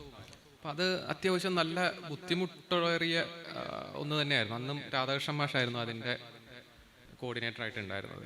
അപ്പോൾ ഇത്തവണ എന്തായാലും കുറച്ച് സമാധാനം ഉണ്ടാവണം, ഈ ഓട്ടപ്പാച്ചിലൊന്ന് നിർത്തണം എന്ന് കരുതിയിട്ടാണ് ഈ പുരസ്കാരത്തിൻ്റെ ഇതിൽ ഏറ്റെടുത്തത്. പക്ഷേ പുരസ്കാരത്തിൻ്റെ അവസാനത്തെ തീയതി എന്ന് പറഞ്ഞാൽ 10-ാം തീയതി ആയിരുന്നു, ഈ കഴിഞ്ഞ 10-ാം തീയതി. അപ്പോൾ അതുവരെ വന്ന മെയിലിലും അതുപോലെ തപാലിലും നമുക്ക് അയക്കാനുള്ള സൗകര്യം ഉണ്ടായിരുന്നു.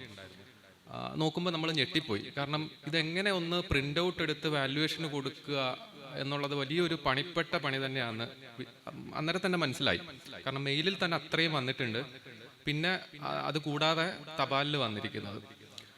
പിന്നെ ആകെയുള്ളത് നമുക്കൊരു 8 ദിവസമാണ്. ഇന്നത്തെ ദിവസം ഇത് പ്രഖ്യാപിക്കുകയും വേണം. അപ്പോൾ കഥയുണ്ട്, അതുപോലെ ലേഖനമുണ്ട്. അപ്പോൾ ഈ കഥ എന്നൊക്കെ പറയുന്നത് നമ്മൾ ഷോർട്ട് ലിസ്റ്റ് ചെയ്താലും ഒരു കഥ ചിലപ്പോൾ 10-20 പേജ് ഉണ്ട്. ഇത് ജൂറിക്ക് കൊടുത്ത് അവർക്ക് വായിക്കാനൊരു സമയവും കൊടുക്കണം. അപ്പോൾ വലിയ പ്രഷറായി. ഏതാണ്ട് ഈ കഴിഞ്ഞ ഒരാഴ്ച നമ്മൾ ഉറക്കമില്ലാതെ പണിയെടുത്തിട്ടാണ് ഈ റിസൾട്ട് ഉണ്ടാക്കിയതെന്ന് അത് മാഷാണെങ്കിലും അതുപോലെ അനഘ, രോഹിണി, കാവ്യ, ഇങ്ങനെ കുറച്ച് കുട്ടികളും കൂടെ സഹായിച്ചിട്ടുണ്ട്. അപ്പോൾ പറഞ്ഞു വന്നത് അത്രയേറെ ബാഹുല്യം ഈ പുരസ്കാരത്തിന് ഉണ്ടായിരുന്നു. അപ്പോൾ അതിൻ്റെ ഒരു പ്രാധാന്യം ഞങ്ങൾ മാക്സിമം കൊടുക്കാൻ ശ്രമിച്ചു. കാരണം അതിലേറ്റവും മികച്ച കഥ അല്ലെങ്കിൽ കവിത, ലേഖനം അതിന് പുരസ്കാരം കിട്ടണം എന്നുള്ളൊരു നിർബന്ധം ഉണ്ടായിരുന്നു. ആ നിലയിലാണ് അതിൻ്റെ വാല്യുവേഷനെ ക്രമപ്പെടുത്തിയിട്ടുണ്ടായിരുന്നത്. അങ്ങനെ കേരളത്തിനകത്തു നിന്നും പുറത്തു നിന്നുമുള്ള ധാരാളം എൻട്രികൾ വന്നിട്ടുണ്ടായിരുന്നു. കഥ, കവിത, ലേഖനം, പ്രബന്ധം 3 വിഭാഗത്തിലാണ് മത്സരം നടന്നത്. അതിൽ പ്രബന്ധത്തിന് മാത്രം സാഹിത്യവും ജനാധിപത്യവും എന്ന ഒരു വിഷയം കൊടുത്തിരുന്നു. കവിതയ്ക്കും കഥയ്ക്കും പ്രത്യേക വിഷയങ്ങൾ കൊടുത്തിട്ടുണ്ടായിരുന്നില്ല. അങ്ങനെ ഈ തപാലിലും അതുപോലെ മെയിലിലും വന്ന ലേഖനങ്ങളെയും പ്രബന്ധങ്ങളെയും കവിതകളെയും നമ്മൾ ഷോർട്ട് ലിസ്റ്റ് ചെയ്തു. 5 എണ്ണം അടങ്ങുന്ന ഷോർട്ട് ലിസ്റ്റാണ് തയ്യാറാക്കിയിട്ടുണ്ടായിരുന്നത്. അത് ജൂറിക്ക് കൊടുക്കുകയും അവരതിനെ ഒരു 100 മാർക്കിൽ, ഓരോ കവിത അല്ലെങ്കിൽ കവിതയ്ക്ക് 100 മാർക്കിൽ ഒരു മാർക്ക് നിശ്ചയിക്കുകയും അവർ തന്ന മാർക്കിൻ്റെ അടിസ്ഥാനത്തിൽ ഏറ്റവും മുന്നിൽ വന്ന ഒന്നിനാണ് പുരസ്കാരം കൊടുക്കാനായിട്ട് നമ്മൾ തിരഞ്ഞെടുത്തിട്ടുള്ളത്.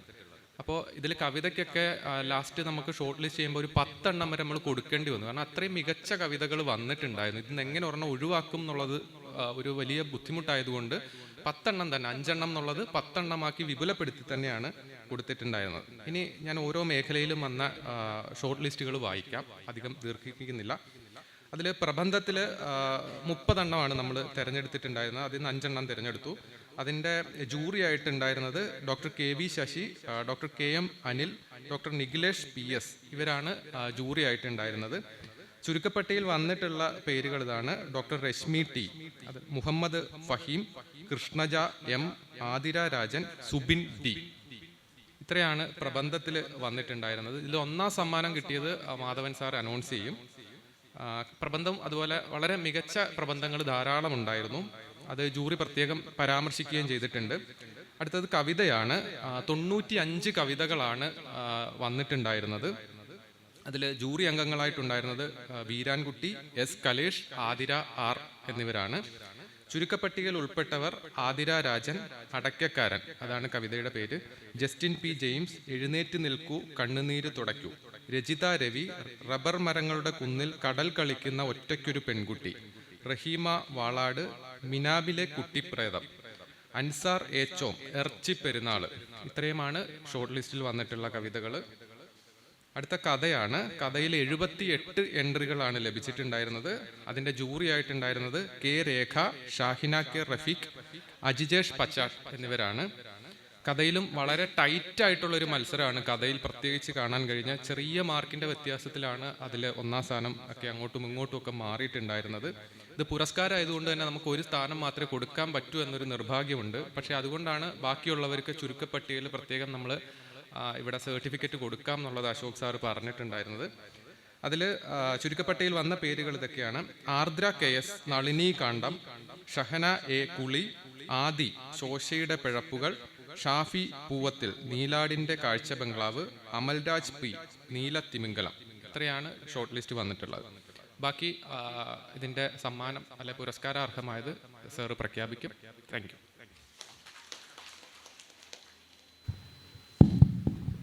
സാഹിത്യ പുരസ്കാരങ്ങൾ പ്രഖ്യാപിക്കുന്നതിനും പുരസ്കാര വിതരണം നടത്തുന്നതിനും പ്രിയപ്പെട്ട NS മാധവൻ സാറിനെ ക്ഷണിക്കുന്നു.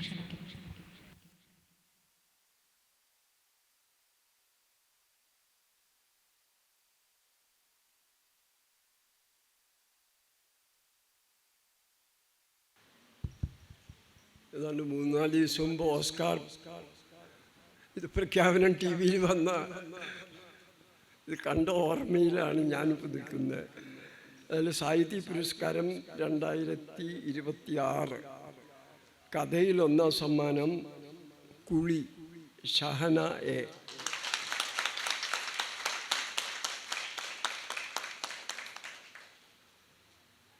കവിതയിൽ ഒന്നാം സമ്മാനം രജിത രവി, റബ്ബർ മരങ്ങളുടെ കുന്നിൽ കടൽ കളിക്കുന്ന ഒറ്റയ്ക്കൊരു പെൺകുട്ടി. സാഹിത്യവും ജനാധിപത്യപരമായ ഭാവനയും എന്ന പ്രബന്ധ വിഷയത്തിൽ ഒന്നാം സമ്മാനം സുബിൻ D. ഇനി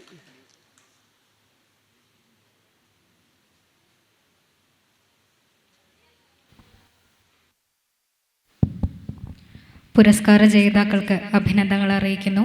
പുരസ്കാരം ഏറ്റുവാങ്ങുന്നതിനായി കഥയിൽ ഒന്നാം സ്ഥാനം ലഭിച്ചിട്ടുള്ള ഷഹന K, കഥ കുളി, മലയാള വിഭാഗം ശ്രീ ശങ്കരാചാര്യ സംസ്കൃത സർവകലാശാല കാലടി.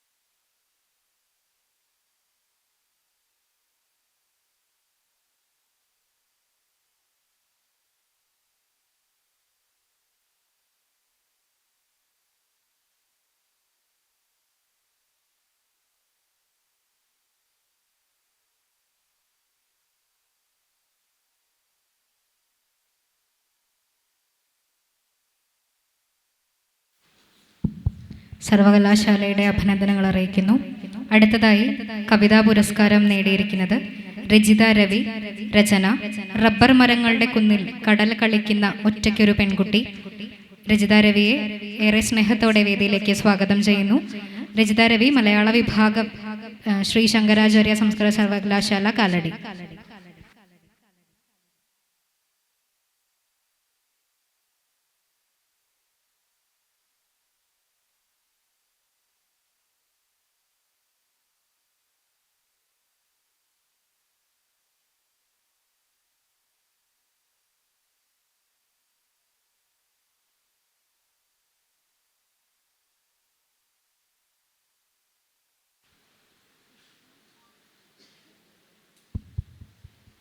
എല്ലാവിധ അഭിനന്ദനങ്ങളും.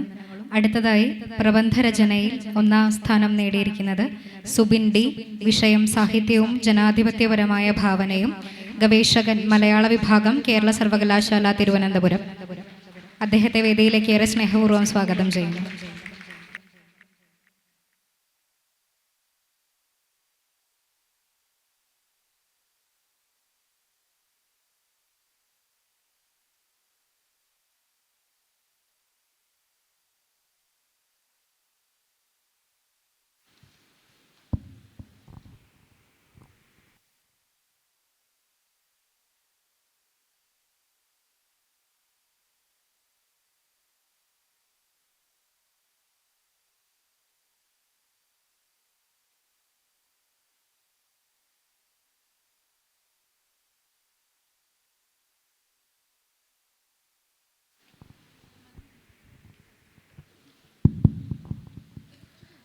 പുരസ്കാര ജേതാക്കളുടെ മറുമൊഴിക്കുള്ള സമയമാണ്. കഥയിൽ 1-ാം സ്ഥാനം നേടിയ ഷഹനയെ വേദിയിലേക്ക് ക്ഷണിക്കുന്നു.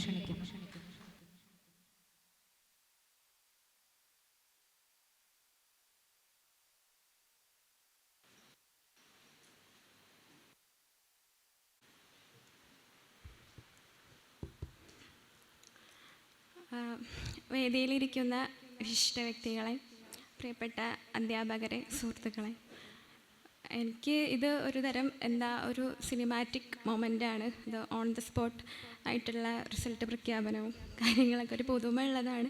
അതേസമയം ഡിക്രൂസ് മാഷ് പറഞ്ഞ പോലെ ഒരു മുൾമുനയിൽ നിർത്തുന്ന പരിപാടിയാണ്. ഇത് മാഷിൻ്റെ ഐഡിയ തന്നെയാണെന്ന് തോന്നുന്നു.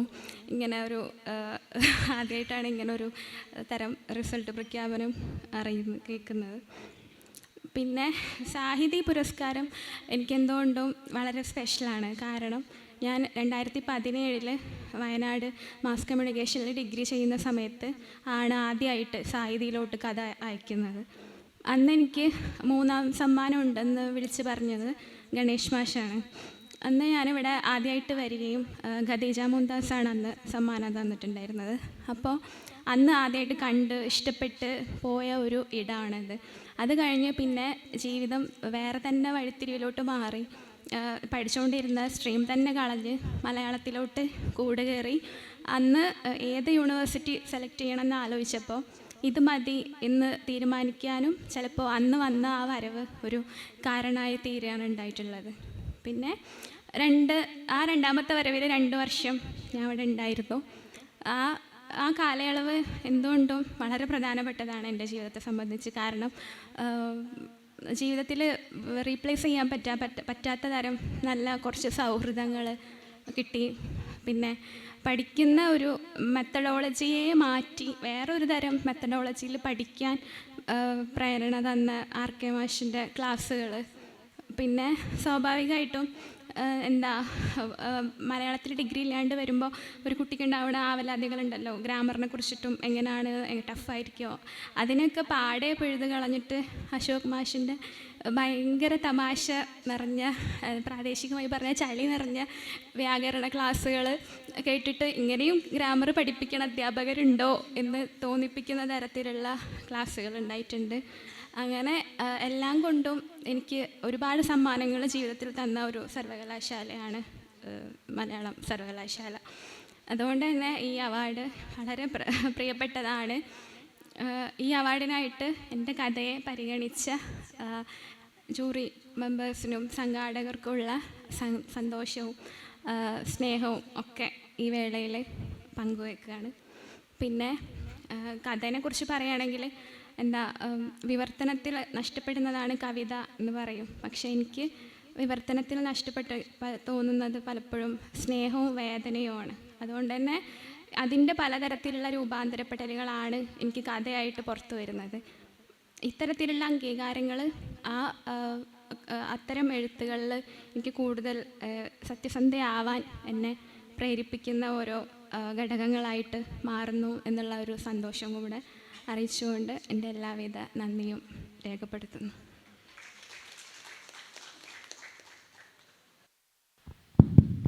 അടുത്തതായി കവിതാ പുരസ്കാര ജേതാവ് രജിത രവി.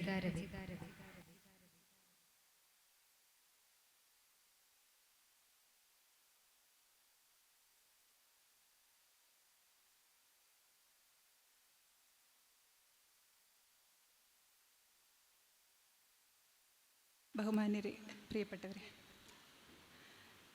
ഷഹന പറഞ്ഞതുപോലെ തന്നെ വലിയൊരു ആത്മബന്ധമുള്ള ഒരു ഇടമാണ് മലയാള സർവകലാശാല. സാഹിതിയെ സംബന്ധിച്ച് പറയുകയാണെങ്കിൽ സാഹിതിയുടെ 1ാമത്തെ എഡിഷൻ മുതൽ എങ്ങനെയെങ്കിലൊക്കെ ക്യാമ്പ് അംഗമായിട്ടോ അല്ലെങ്കിൽ കേൾക്കാനോ ഒക്കെ ആയിട്ട് സാഹിതിയിലെ എല്ലാ എഡിഷനിലും ഞാൻ വന്നിട്ടുണ്ടായിരുന്നു. 2017 ഇവിടെ സാഹിത്യ പഠന വിഭാഗത്തിൽ MPhil വിദ്യാർത്ഥിയായിട്ട് വന്നപ്പോഴും വളരെയധികം സന്തോഷമായിരുന്നു. കാരണം ഇതിൻ്റെ 1ാമത്തെ എഡിഷനിൽ പങ്കെടുത്തപ്പോൾ തന്നെ സാഹിതി എന്താണ് ഇന്നും സാഹിത്യ തരുന്നൊരു സാഹിത്യത്തിൻ്റെ ഒരു ഉത്സവം എന്നുള്ളൊരു അന്തരീക്ഷം ഈ ക്യാമ്പസ് മുഴുവനും അത്തരത്തിലൊരു അന്തരീക്ഷമാണ് തന്നിരുന്നത്. അപ്പോൾ അത് തരുന്നൊരു ഊർജ്ജമുണ്ട്. ഈ യൂണിവേഴ്സിറ്റിയിലേക്ക് വരാൻ വീണ്ടും വീണ്ടും കൊതിപ്പിക്കുന്ന ഒരു ഊർജ്ജമാണത്. അപ്പോൾ ഇവിടെ ഇങ്ങനെ ഇരിക്കുമ്പോഴും എൻ്റെ ഓർമ്മയിൽ ഓരോ എഡിഷനിലും ഞാൻ ഓരോ സെക്ഷനിൽ ഇരുന്ന് എന്നെ തന്നെ കാണുകയായിരുന്നു. പല കാലങ്ങളിൽ പല തരത്തിൽ പല ചിന്തകളിൽ ഇവിടെ ഉണ്ടായിരുന്ന എന്നെ തന്നെ കാണുകയായിരുന്നു. എന്നാൽ ഇതൊരു വലിയൊരു സന്തോഷം നിറഞ്ഞൊരു വരവായിട്ടാണ് എനിക്ക് തോന്നുന്നത്. മാഷ് പറഞ്ഞതുപോലെ ഈ മുൾമുനയിൽ നിർത്തുന്ന പരിപാടി അത്ര സുഖമുള്ളതല്ല എന്ന് പറഞ്ഞാൽ അത് എന്താണ് എങ്ങനെയാണെന്ന് അറിയാത്തൊരു ഇതുണ്ടാവുമല്ലോ. അപ്പോൾ അത് സന്തോഷം തന്നെയാണ്. ഇത് പെട്ടെന്ന് പേര് കേൾക്കുമ്പോഴുള്ളൊരു സന്തോഷമുണ്ട്, പെട്ടെന്ന് അതൊക്കെ അറിയുമ്പോഴുള്ള സന്തോഷമുണ്ട്. സാഹിത്യത്തിൻ്റെ പേരിൽ കിട്ടുന്ന സന്തോഷമാണത്, അക്ഷരങ്ങളുടെ പേരിൽ കിട്ടുന്ന സന്തോഷമാണത്, സാഹിത്യത്തിൻ്റെ പേരിൽ മനുഷ്യർ കൂടിയിരിക്കുന്നതിൻ്റെ സന്തോഷമാണ്. ലോകം മുഴുവനും മനുഷ്യരുള്ളിടത്തോളം കാലം ഈ സന്തോഷമുണ്ടാവട്ടെ എന്ന് പ്രാർത്ഥിക്കുന്നു. കവിതയെക്കുറിച്ച് പറയുകയാണെങ്കിൽ, റബ്ബർ മരങ്ങളുടെ കുന്നിൽ കടൽ കളിക്കുന്നു ഒറ്റയ്ക്കൊരു പെൺകുട്ടി എന്നുള്ളതാണ്. അത് ട്രോമകളും ട്രസ്റ്റ് ഇഷ്യൂസും കൊണ്ട് ജീവിക്കുന്ന മനുഷ്യരുടെ ജീവിതം എന്ന് പറയുന്നത്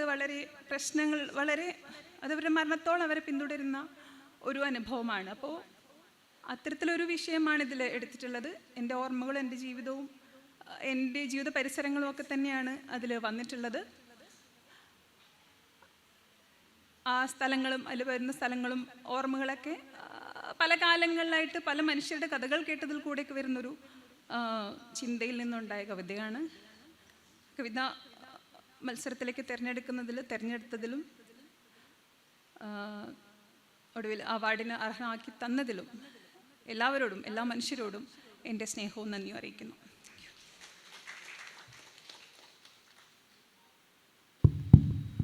അടുത്തതായി പ്രബന്ധരചനയിൽ പുരസ്കാര ജേതാവായിട്ടുള്ള സുബിൻ ഡിയെ ക്ഷണിക്കുന്നു.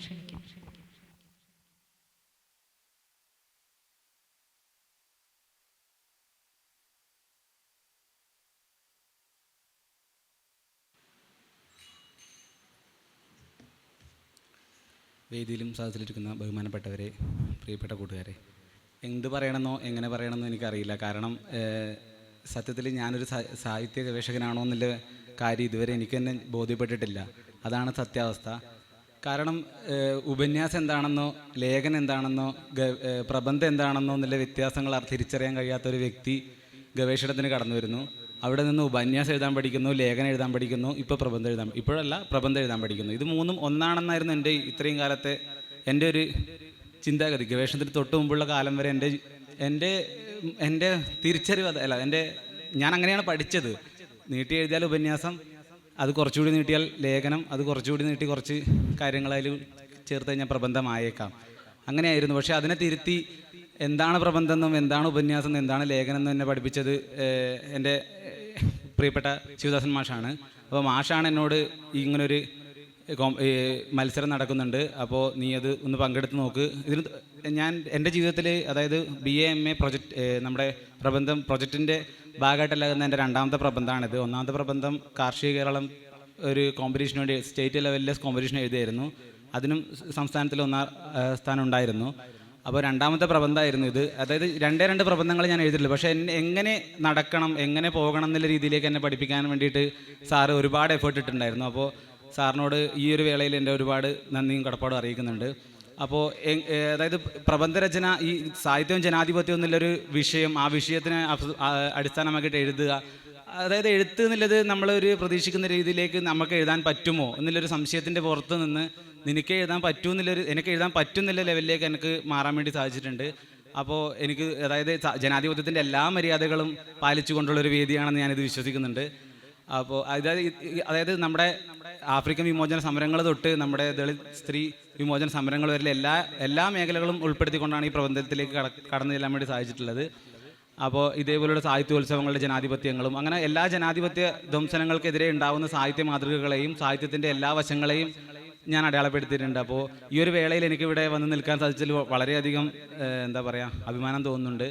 അപ്പോൾ ഈ ഒരു വേദിയിലേക്ക് എത്തിച്ചേരാൻ സാധിച്ചതിൽ എല്ലാവരോടും നന്ദി പറയുന്നു. അച്ഛനോടും അമ്മയോടും പ്രിയപ്പെട്ട പാർവനോടും അതുപോലെ എന്നോട് എൻ്റെ കൂടെ നിന്ന് എന്നെ എല്ലാ രീതിയിലും സപ്പോർട്ട് ചെയ്യുന്ന എല്ലാ ഗുരുക്കന്മാരോടും നന്ദി അറിയിക്കുന്നു. നന്ദി, നമസ്കാരം.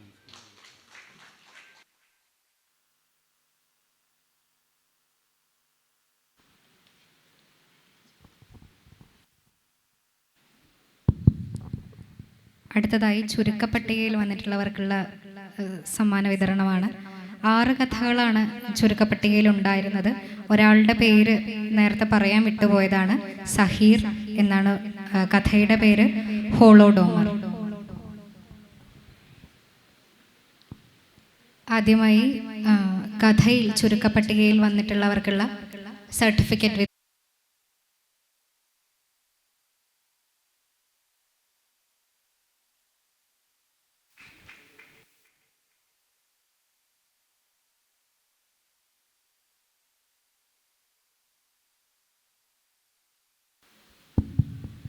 അമൽരാജ് പി.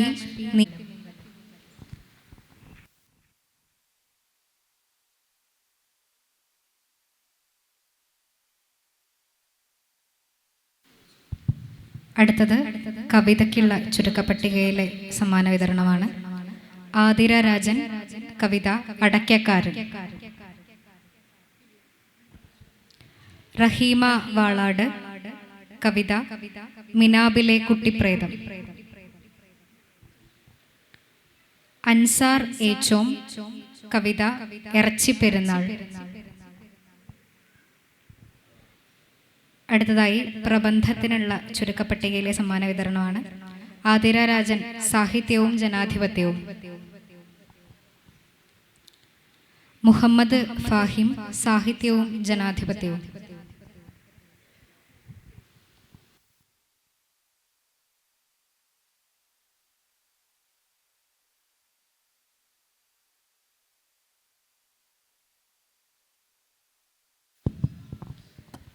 സമാപന സമ്മേളന ചടങ്ങിന് ആശംസയറിയിച്ച് സംസാരിക്കുന്നതിനായി അനധ്യാപക പ്രതിനിധി അഭിജിത്തിനെ ക്ഷണിക്കുന്നു.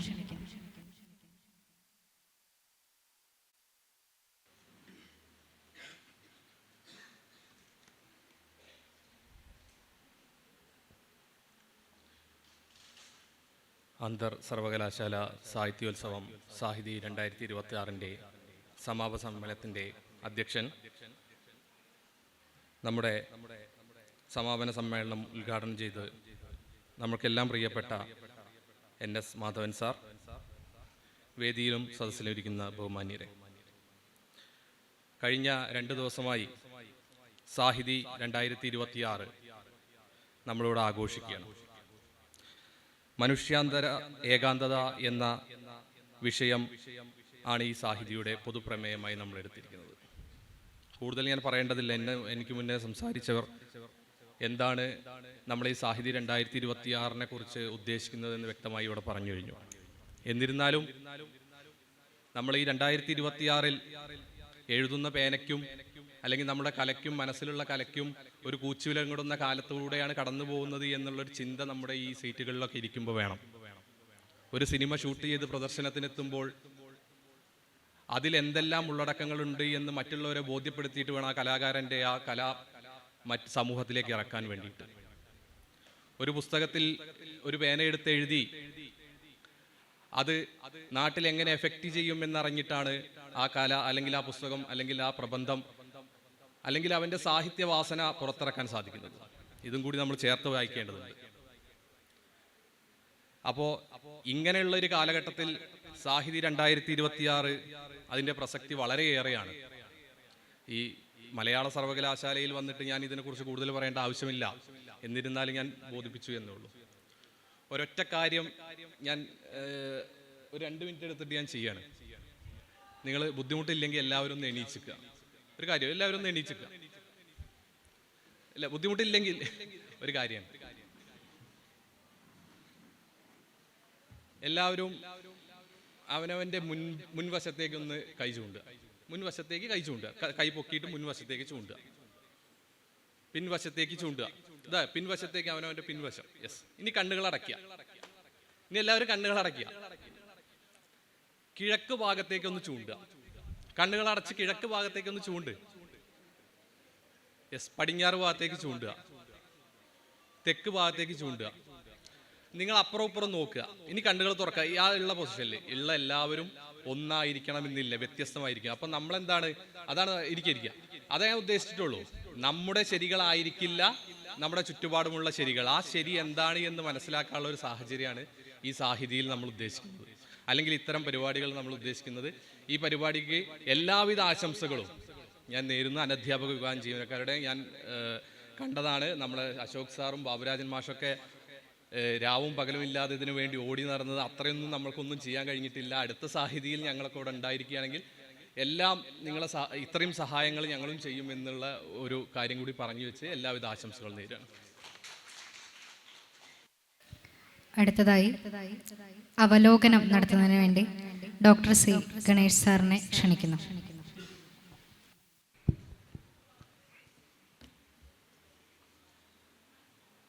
സാഹിതി അന്തർ സർവകലാശാല സാഹിത്യോത്സവത്തിൻ്റെ സമാപന സമ്മേളനത്തിൽ അധ്യക്ഷത വഹിക്കുന്ന എൻ്റെ സഹപ്രവർത്തകൻ ഡോക്ടർ അശോക് ഡിക്രൂസ്, ഈ സമാപന സമ്മേളനം ഉദ്ഘാടനം ചെയ്ത മലയാളത്തിൻ്റെ പ്രിയ എഴുത്തുകാരൻ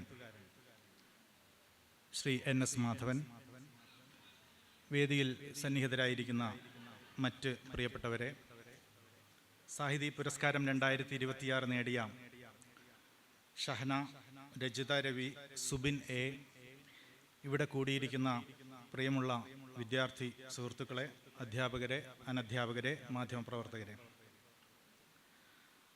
12 വർഷത്തെ സാഹിത്യോത്സവത്തിൻ്റെ ഒരു ചരിത്രം സാഹിതിക്കുണ്ട്. സാഹിതി എന്ന ഒരു വാക്ക് അത് വെറുതെ ഒരു സാഹിത്യോത്സവത്തിൻ്റെ പേരല്ല, മറിച്ച് ഇവിടെ നേരത്തെ ഈ സാഹിതി ഉദ്ഘാടനം ചെയ്ത M. മുകുന്ദൻ എന്ന മലയാളത്തിൻ്റെ വലിയ എഴുത്തുകാരനും ഇപ്പോൾ NS മാധവൻ എന്ന മലയാളത്തിൻ്റെ വലിയ എഴുത്തുകാരനും ഒക്കെ അവർ വരുമ്പോൾ ഇവിടെ അയവിറക്കിയ ഓർമ്മയുടെ ചില ശകലങ്ങളുണ്ട്. അത് 2012-13 കാലഘട്ടത്തിൽ മലയാള സർവകലാശാല എങ്ങനെ രൂപീകരിക്കണം എന്നതിനെക്കുറിച്ചുള്ള ആദ്യം വിഭാവനം ചെയ്യുന്ന ചർച്ചകളിൽ ഇവിടെ ഈ കെട്ടിടമോ ഈ വഴിത്താരയോ ഈ മനോഹരമായ വെളിച്ചങ്ങളോ ഒന്നും ഇല്ലാതിരുന്ന അവസരത്തിൽ മലയാള സർവകലാശാല എങ്ങനെയാവണമെന്ന ആശയത്തിനു വേണ്ടി ഒരുമിച്ച് ഒരുപറ്റം എഴുത്തുകാർ, കലാകാരന്മാർ, പ്രതിഭകൾ, സാഹിത്യ പണ്ഡിതർ, ബുദ്ധിജീവികൾ ഒക്കെ ഇവിടെ ഒത്തുകൂടിയ ഒരു ചെറിയ മുറി നമ്മുടെ ഈ സർവകലാശാലയിലുണ്ട്. ആ മുറിയാണ് പിന്നീട് വിപുലീകരിച്ച് ഇന്നും വൈസ് ചാൻസലർ ഇരിക്കുന്ന മുറിയായി മാറിയത്. ആ മുറിയിലിരുന്ന് ഈ NS മാധവൻ സാർ ഉൾപ്പെടെയുള്ള എഴുത്തുകാർ മലയാള സർവകലാശാല എങ്ങനെയാവണമെന്ന് വിഭാവനം ചെയ്തതിൻ്റെ പരിണതിയിലാണ് 12 വർഷത്തിന് ശേഷം നട്ടെല്ലുയർത്തി നമ്മൾ സാഹിതി എന്ന സാഹിത്യോത്സവം അഭിമാനത്തോടെ ആഘോഷിക്കുന്നത്. സാഹിതി എന്നത് എന്താണ്? വെറുമൊരു സാഹിത്യോത്സവമല്ല, മറിച്ച് മലയാളത്തിലെ സർവകലാശാലകളെ മൊത്തത്തിൽ കൂട്ടിച്ചേർക്കുന്ന മലയാള സർവകലാശാല കേരളത്തിലെ വിവിധ സർവകലാശാലകളിലെ പ്രതിഭാധനരായ വിദ്യാർത്ഥികളെയും അധ്യാപകരെയും ഒരുമിച്ച് ചേർക്കുന്ന കലയുടെ യോജിപ്പിൻ്റെ ഒരു മുദ്രാവാക്യത്തിൻ്റെ പേരുകൂടിയാവുകയാണ് സാഹിതി. അത്തരത്തിൽ 12 വർഷത്തിൻ്റെ ചരിത്രം പറയുമ്പോൾ മലയാള സർവകലാശാലയിൽ ഇത് ആരെയാണ് ഏൽപ്പിക്കുക? ഇത് മലയാള സർവകലാശാലയുടെ പരിപാടിയാണ്. പക്ഷേ ഈ മലയാള സർവകലാശാലയുടെ പരിപാടി, മലയാള സർവകലാശാലയിൽ ഒരു സാഹിത്യ രചനാ വിഭാഗമുണ്ട്, മലയാള സർവകലാശാലയിൽ ഒരു സാഹിത്യ പഠന വിഭാഗമുണ്ട്. അപ്പോൾ സാഹിത്യ രചനയും പഠനവും ഇത് നിർവഹിക്കുന്ന വിദ്യാർത്ഥികളും അധ്യാപകരും ചേർന്ന് ഇതിൻ്റെ നേതൃത്വം നിർവഹിക്കുകയും സർവകലാശാലയുടെ പൊതുപരിപാടിയായി സാഹിതി അറിയപ്പെടണം എന്നും വിഭാവനം ചെയ്തതിൻ്റെ വെളിച്ചത്തിലാണ് സാഹിതി ഇന്ന് 2026 എത്തി നിൽക്കുന്നത്. ഇനിയും ഒരുപാട് ദൂരം സാഹിതിക്ക് നടക്കുവാനുണ്ട്, പിന്നിടുവാനുണ്ട് എന്നറിയാം. ഇവിടെ സാഹിതി പുരസ്കാരം വിതരണം ചെയ്തു. സാഹിതി പുരസ്കാരം ഇത്തരത്തിൽ നിരവധി സർവകലാശാലകളിൽ നിന്നും കലാലയങ്ങളിൽ നിന്നും എത്തിയ വിദ്യാർത്ഥികളിൽ നിന്നും പ്രതിഭാധനരെ കണ്ടെത്തുന്ന മത്സരമാണ്. അതൊരു മത്സരം എന്നതിനപ്പുറം വലിയൊരു പ്രവചനം കൂടിയാവുകയാണ്. എനിക്കറിയാം, കഴിഞ്ഞ നിരവധി വർഷങ്ങളിൽ സാഹിതി പുരസ്കാരം ലഭിച്ച വിദ്യാർത്ഥികൾ മിക്കവരും തന്നെ ഇന്ന് സാഹിത്യരംഗത്ത് അറിയപ്പെടുന്നവരാണ്, സാഹിത്യരംഗത്തും സാംസ്കാരിക രംഗത്തും അറിയപ്പെടുന്നവരാണ്. അത്തരത്തിൽ സാഹിതി യോജിപ്പിൻ്റെയും കലർപ്പിൻ്റെയും വലിയ ഒരു വെളിച്ചമായി നിൽക്കുകയാണ്. ഈ സാഹിത്യോത്സവത്തിലേക്ക് വന്നാൽ സാഹിതിയിൽ എന്തുണ്ടാവണം എന്നാലോചിച്ചപ്പോൾ ആദ്യം മറ്റ് സാഹിത്യോത്സവങ്ങളുടേതുപോലെ ഒരു ക്യൂറേറ്റർ വേണം എന്ന ആവശ്യമാണ് ഇതിൻ്റെ സംഘാടക സമിതിയിലുള്ള എല്ലാവരും തന്നെ ആവശ്യപ്പെട്ടത്. പക്ഷേ ഇതൊരു സ്റ്റേറ്റ് സർവകലാശാലയായതുകൊണ്ടും പരിമിതമായ ഫണ്ടിനകത്ത് പ്രവർത്തിക്കുന്നവരായതുകൊണ്ടും വലിയൊരു ക്യൂറേറ്ററെയൊക്കെ കൊണ്ടുവന്ന് അത്തരത്തിൽ ജയ്പൂർ സാഹിത്യോത്സവം പോലെ അല്ലെങ്കിൽ അത്തരത്തിൽ അഡിലേഡ് സാഹിത്യോത്സവം പോലെ വിപുലമായ രീതിയിലുള്ളൊരു സംഘാടനത്തിനുള്ള ഒരു സാമ്പത്തിക സ്രോതസ് നമുക്കില്ലാത്തതുകൊണ്ട് നമ്മൾ നമ്മുടെ ഇടയിൽ തന്നെയുള്ള എന്നാൽ വിവിധ ഇന്ത്യക്കകത്തും പുറത്തുമുള്ള സാഹിത്യോത്സവങ്ങളിൽ പങ്കെടുത്ത് പരിചയവുമുള്ള ഒരു എഴുത്തുകാരൻ നമ്മളെ അതിനുവേണ്ടി സഹായിക്കാമെന്ന് ഏൽക്കുകയുണ്ടായി, അല്ലെങ്കിൽ നമ്മൾ ആ ചുമതല ഏൽപ്പിക്കുകയുണ്ടായി. അദ്ദേഹത്തിൻ്റെ പേര് KP രാമനുണ്ണി എന്നാണ്. അദ്ദേഹം ഈ 2 ദിവസം മാത്രമല്ല, ഈ സാഹിത്യം തുടങ്ങുന്നതിന് ഒരു 10-15 ദിവസം മുമ്പ് തന്നെ, ഏതാണ്ട് ഒരു മാസം മുമ്പ് തന്നെ അദ്ദേഹം നമ്മോടൊപ്പം അദ്ദേഹത്തിൻ്റെ സമയവും ഊർജവും ചെലവഴിച്ചുകൊണ്ട് നമ്മോടൊപ്പം ഉണ്ടായിരുന്നു. ഇവിടെ ഓരോരുത്തരെയും വിളിക്കുന്ന കാര്യത്തിലൊക്കെ അദ്ദേഹത്തിൻ്റെ സഹകരണം വലിയ തോതിൽ ഈ സാഹിതിയെ സഹായിച്ചിട്ടുണ്ട്. ഈ സാഹിതിയുടെ ലോഗോ ഇങ്ങനെയുള്ള കാര്യങ്ങൾ ചിട്ടപ്പെടുത്തുന്നതിൽ മറ്റു വിദ്യാർത്ഥികളും മറ്റെല്ലാവരും അതിൻ്റെ പ്രായോഗിക പ്രവർത്തനങ്ങളിൽ ഏർപ്പെട്ടപ്പോൾ അതിൻ്റെ എല്ലാം പുറകിൽ നിന്നുകൊണ്ട് ഈ സാഹിതിയെ എങ്ങനെ ഒരു സാഹിത്യോത്സവമാക്കി 2026 സാഹിത്യോത്സവമാക്കി എങ്ങനെ മാറ്റണമെന്ന് KP രാമനുണ്ണി വലിയൊരു മാർഗനിർദ്ദേശത്തോടെ ഞങ്ങൾക്കൊപ്പം ഉണ്ടായിരുന്നു എന്നുള്ളതാണ് സാഹിതിയുടെ ക്യൂറേറ്റർ എന്ന് പറയുന്ന ഒരു പദവിയുടെ വലിയ ഒരു വിജയം എന്ന് പറയുന്നത് എന്ന് ഞാൻ വിചാരിക്കുന്നു. ഒപ്പം ഈ സാഹിതിയെക്കുറിച്ച് പ്രത്യേകമായിട്ട് പറയേണ്ടതുണ്ട്. ഇതൊരു പ്രത്യേക വിഷയം, എല്ലാ വർഷത്തേതും പോലെ ഒരു പുതിയ വിഷയം നമ്മൾ ചർച്ച ചെയ്തു. ഇവിടെ മനുഷ്യാനന്തര ഏകാന്തത എന്ന വിഷയമാണ് നമ്മൾ ചർച്ച ചെയ്തത്. കഴിഞ്ഞ തവണ നമ്മൾ പോസ്റ്റ് സെക്യുലറിസം എന്ന വിഷയമാണ് ചർച്ച ചെയ്തത്. ഈ മനുഷ്യാനന്തര ഏകാന്തത എന്ന വിഷയം ഈ വിഷയം ചർച്ച ചെയ്ത് ആലോചിക്കുമ്പോൾ ഇവിടെ വേദിയിലിരിക്കുന്ന NS മാധവൻ എന്ന മലയാളത്തിൻ്റെ എഴുത്തുകാരൻ ഒരു ഗോൾമുഖത്ത് നിൽക്കുന്ന ഒരു ഗോളിയുടെ ഏകാന്തതയെക്കുറിച്ച് എഴുതിയ വ്യക്തിയാണ് എന്ന കാര്യം ഞാനിവിടെ ഓർക്കുകയാണ്. 4 വേദികളിലായി 40 എഴുത്തുകാർ, 400ഓളം പ്രതിനിധികൾ ഒക്കെ പല അവസരങ്ങളിലായി പങ്കെടുത്ത ഈ സാഹിതി എന്ന സാഹിത്യോത്സവത്തിന് വേണ്ട ഫണ്ടിങ് വളരെ ചിരിയോടെ ഉദാരമായി നൽകിയ ഉദ്യോഗസ്ഥർ, പ്രത്യേകിച്ചും vice chancellor doctor CR Prasad, professor KM Bharathan registrar എന്നിവർ ഇതിൻ്റെ ഫണ്ട് അനുവദിക്കുന്ന കാര്യത്തിൽ വളരെ യോജിച്ച രീതിയിലുള്ള പ്രവൃത്തി ചെയ്തിട്ടുണ്ട്. അതിന് പ്രത്യേകിച്ച് നന്ദി പറയേണ്ടതില്ല. പക്ഷേ എങ്കിലും ഔപചാരികതയുടെ പേരിൽ അവരെ ഒന്ന് നന്ദി അറിയിക്കുകയാണ്. സാഹിത്യോത്സവങ്ങൾ പുതിയ ജാലകങ്ങൾ തുറക്കുന്നു എന്ന പ്രസ്താവനയോടുകൂടിയാണ് M മുകുന്ദൻ ഈ 2026 സാഹിതി ഉദ്ഘാടനം ചെയ്തത്. അതിൽ മുഖ്യ പ്രഭാഷണം നിർവഹിച്ച KP രാമനുണ്ണി എങ്ങനെയാണ് സത്യാനന്തര ഏകാന്തത ഒരു സാഹിത്യോത്സവത്തിൻ്റെ വിഷയമായി പരിണമിക്കേണ്ടത് എന്നും ഇന്നത്തെ കാലത്ത് എന്താണ് സത്യാനന്തര ഏകാന്തത എന്നും അതേക്കുറിച്ച് KP രാമനുണ്ണി സംസാരിക്കുകയുണ്ടായി. ഉദ്ഘാടന സമ്മേളനത്തിന് ശേഷം വിവിധ സെഷനുകൾ 2 ദിവസങ്ങളിലായി വിവിധ സെഷനുകൾ നടന്നു. മലയാളത്തിലെ വളരെ പ്രഗത്ഭരായ എഴുത്തുകാർ, കലാകാരന്മാർ, ബുദ്ധിജീവികൾ ഒക്കെയാണ് ഈ വിവിധ സെഷനുകളിൽ പങ്കെടുത്തത്. നമുക്കറിയാവുന്ന പ്രസിദ്ധ ഗാനരചയിതാവ്, കവിയുമായ റഫീഖ് അഹമ്മദ്, വിമർശകനും എഴുത്തുകാരനുമായ ഡോക്ടർ സജിത് ഏവൂരത്ത് എന്നിവർ പങ്കെടുത്ത ഏകാന്ത മനുഷ്യരെ പാട്ടിലാക്കിയ പാട്ടുകൾ എന്ന ഗാനരചനയെക്കുറിച്ചുള്ള സെഷനിൽ വെറും പാട്ടുകളെക്കുറിച്ച് മാത്രമല്ല, പാട്ടിൻ്റെ രാഷ്ട്രീയവും പാട്ടിൻ്റെ ലിംഗരാഷ്ട്രീയവും വരെ ചർച്ചയായി എന്നുള്ളത് എടുത്തു പറയേണ്ട ഒന്നാണ്. കഥാമനുഷ്യരും കഥയിലെ മനുഷ്യരും എന്ന സെഷനിൽ PF മാത്യൂസും S ഹരീഷുമാണ് പങ്കെടുത്തത്. ആ സെഷൻ അരുൺ ശങ്കർ ആണ് കോർഡിനേറ്റ് ചെയ്തത്. ആ സെഷൻ്റെ വലിയൊരു പ്രത്യേകത അത് വലിയൊരു ബൗദ്ധിക സംവാദമായി പരിണമിച്ചു എന്നുള്ളതാണ്. കഥയിലെ മനുഷ്യർ എന്ന വിഷയത്തെ ഏതെല്ലാം രീതിയിൽ വ്യാപ്തിയിൽ കൊണ്ടുപോകാമോ ആ രീതിയിലെല്ലാം ആ സെഷൻ കൊണ്ടുപോവുകയും വിദ്യാർത്ഥികളുടെ ഭാഗത്തു നിന്നുള്ള നിരവധി ചർച്ചകൾ, സംവാദങ്ങൾ ഉണ്ടാവുകയും ചെയ്തു. വളരെ സക്രിയമായുള്ള ഒരു സംവാദ സദസ്സായി ആ സെഷൻ മാറുകയായിരുന്നു. സംസ്കാരം, ചരിത്രം, വർത്തമാനം എന്ന വിഷയത്തിൽ കണ്ണൂർ സർവകലാശാലയിലെ അധ്യാപികയായ ഡോക്ടർ മാളവിക ബിന്നി, നിരവധി പുസ്തകങ്ങളുടെ എഴുത്തുകാരി കൂടിയായ മാളവിക ബിന്നി സംസാരിച്ചു. ഡോക്ടർ KM അനിൽ സംസാരിച്ചു. ആ സെഷൻ അനഘ ആണ് കോർഡിനേറ്റ് ചെയ്തത്. അനഘ വളരെ ഭംഗിയായി ആ സെഷൻ കോർഡിനേറ്റ് ചെയ്തു എന്ന് മാത്രമല്ല, സംസ്കാരത്തെക്കുറിച്ചും ചരിത്രത്തെക്കുറിച്ചുമുള്ള പുതിയ ചില വിവക്ഷകൾ ആ സെഷനിൽ പങ്കെടുക്കുകയുണ്ടായി. പ്രത്യേകിച്ചും ദളിത് ചരിത്രം എന്താണ് ചെയ്തുകൊണ്ടിരിക്കുന്നത്, ദളിത് ചരിത്രം അതിൻ്റെ ഗതിവേഗത്തിൽ ഏതൊക്കെ തലത്തിലാണ് പിന്നോട്ട് പോയിക്കൊണ്ടിരിക്കുന്നത് തുടങ്ങിയ വളരെ ഉന്മേഷഭരിതമായ ഒരു ബൗദ്ധിക സദസ്സിന് യോജിച്ച സെഷൻ ആയി ആ സെഷൻ മാറുകയുണ്ടായി. മറ്റൊന്ന്, മലയാളത്തിൻ്റെ ഈണവും താളവും എന്ന വിഷയത്തിൽ രാജീവ് ആലുങ്കൽ, സുമേഷ് കൃഷ്ണൻ എന്നിവർ നയിച്ച ഒരു സെഷനായിരുന്നു. പ്രദീപ് ആറാണ് ആ സെഷൻ കോർഡിനേറ്റ് ചെയ്തത്. ആ സെഷനിലാവട്ടെ നമ്മുടെ ഒരു പാട്ടിൻ്റെ ചരിത്രത്തിലാണ് മലയാള കവിത തുടങ്ങുന്നതല്ലോ, അവിടെ നിന്നും ഇന്ന് ഈണങ്ങളുടെ ചരിത്രത്തിലേക്ക് മാറുന്ന മലയാള കവിതയുടെയും മലയാള കാവ്യ വർത്തമാനത്തിൻ്റെയും പല വിഷയങ്ങൾ ആ സെഷനിൽ ചർച്ച ചെയ്യുകയുണ്ടായി. കവിതയുടെ പരിസരവും പരിസര കവിതയും എന്ന വിഷയത്തിൽ MR രേണുകുമാറും ഗോത്രകവിതയെ പ്രതിനിധീകരിച്ച് അശോകൻ മറയൂരും മെൽവിയ ആൻഡ് ബിജു കോർഡിനേറ്റ് ചെയ്ത ഏകോപനം നിർവഹിച്ച സെഷനിൽ സംസാരിക്കുകയുണ്ടായി. ഭിന്നശേഷി സാഹിത്യത്തെ നമ്മൾ ഈ സാഹിതിയോട് ചേർത്ത് വെച്ചു. അതിൻ്റെ ഉപലബ്ധിയായിരുന്നു ഷാജി തലോറയും മുത്തു കെയും പങ്കെടുത്ത എഴുത്തും വായനയും ചില വീണ്ടുവിചാരങ്ങൾ എന്ന സിൻഷ M കോർഡിനേറ്റ് ഏകോപനം നിർവഹിച്ച ആ സെഷൻ എന്ന് പറയുന്നത്. അവിടെ ഭിന്നശേഷിക്കാരുടെ എത്രമാത്രമാണ് അതിജീവനത്തിൻ്റെ ഒരു സാധ്യതയായി സാഹിത്യത്തെയും സാഹിതീയതയും ഉപയോഗിക്കുന്നത് എന്ന വിഷയം നമുക്ക് ആ സെഷനിൽ തെളിഞ്ഞു കണ്ടു.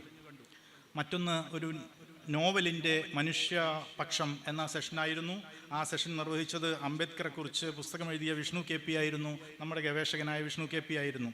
ശ്രീകല മുല്ലശ്ശേരിയും അംബികാസുധൻ മാങ്ങാടും നോവലിൻ്റെ മനുഷ്യപക്ഷത്തെക്കുറിച്ച് സംസാരിച്ചു.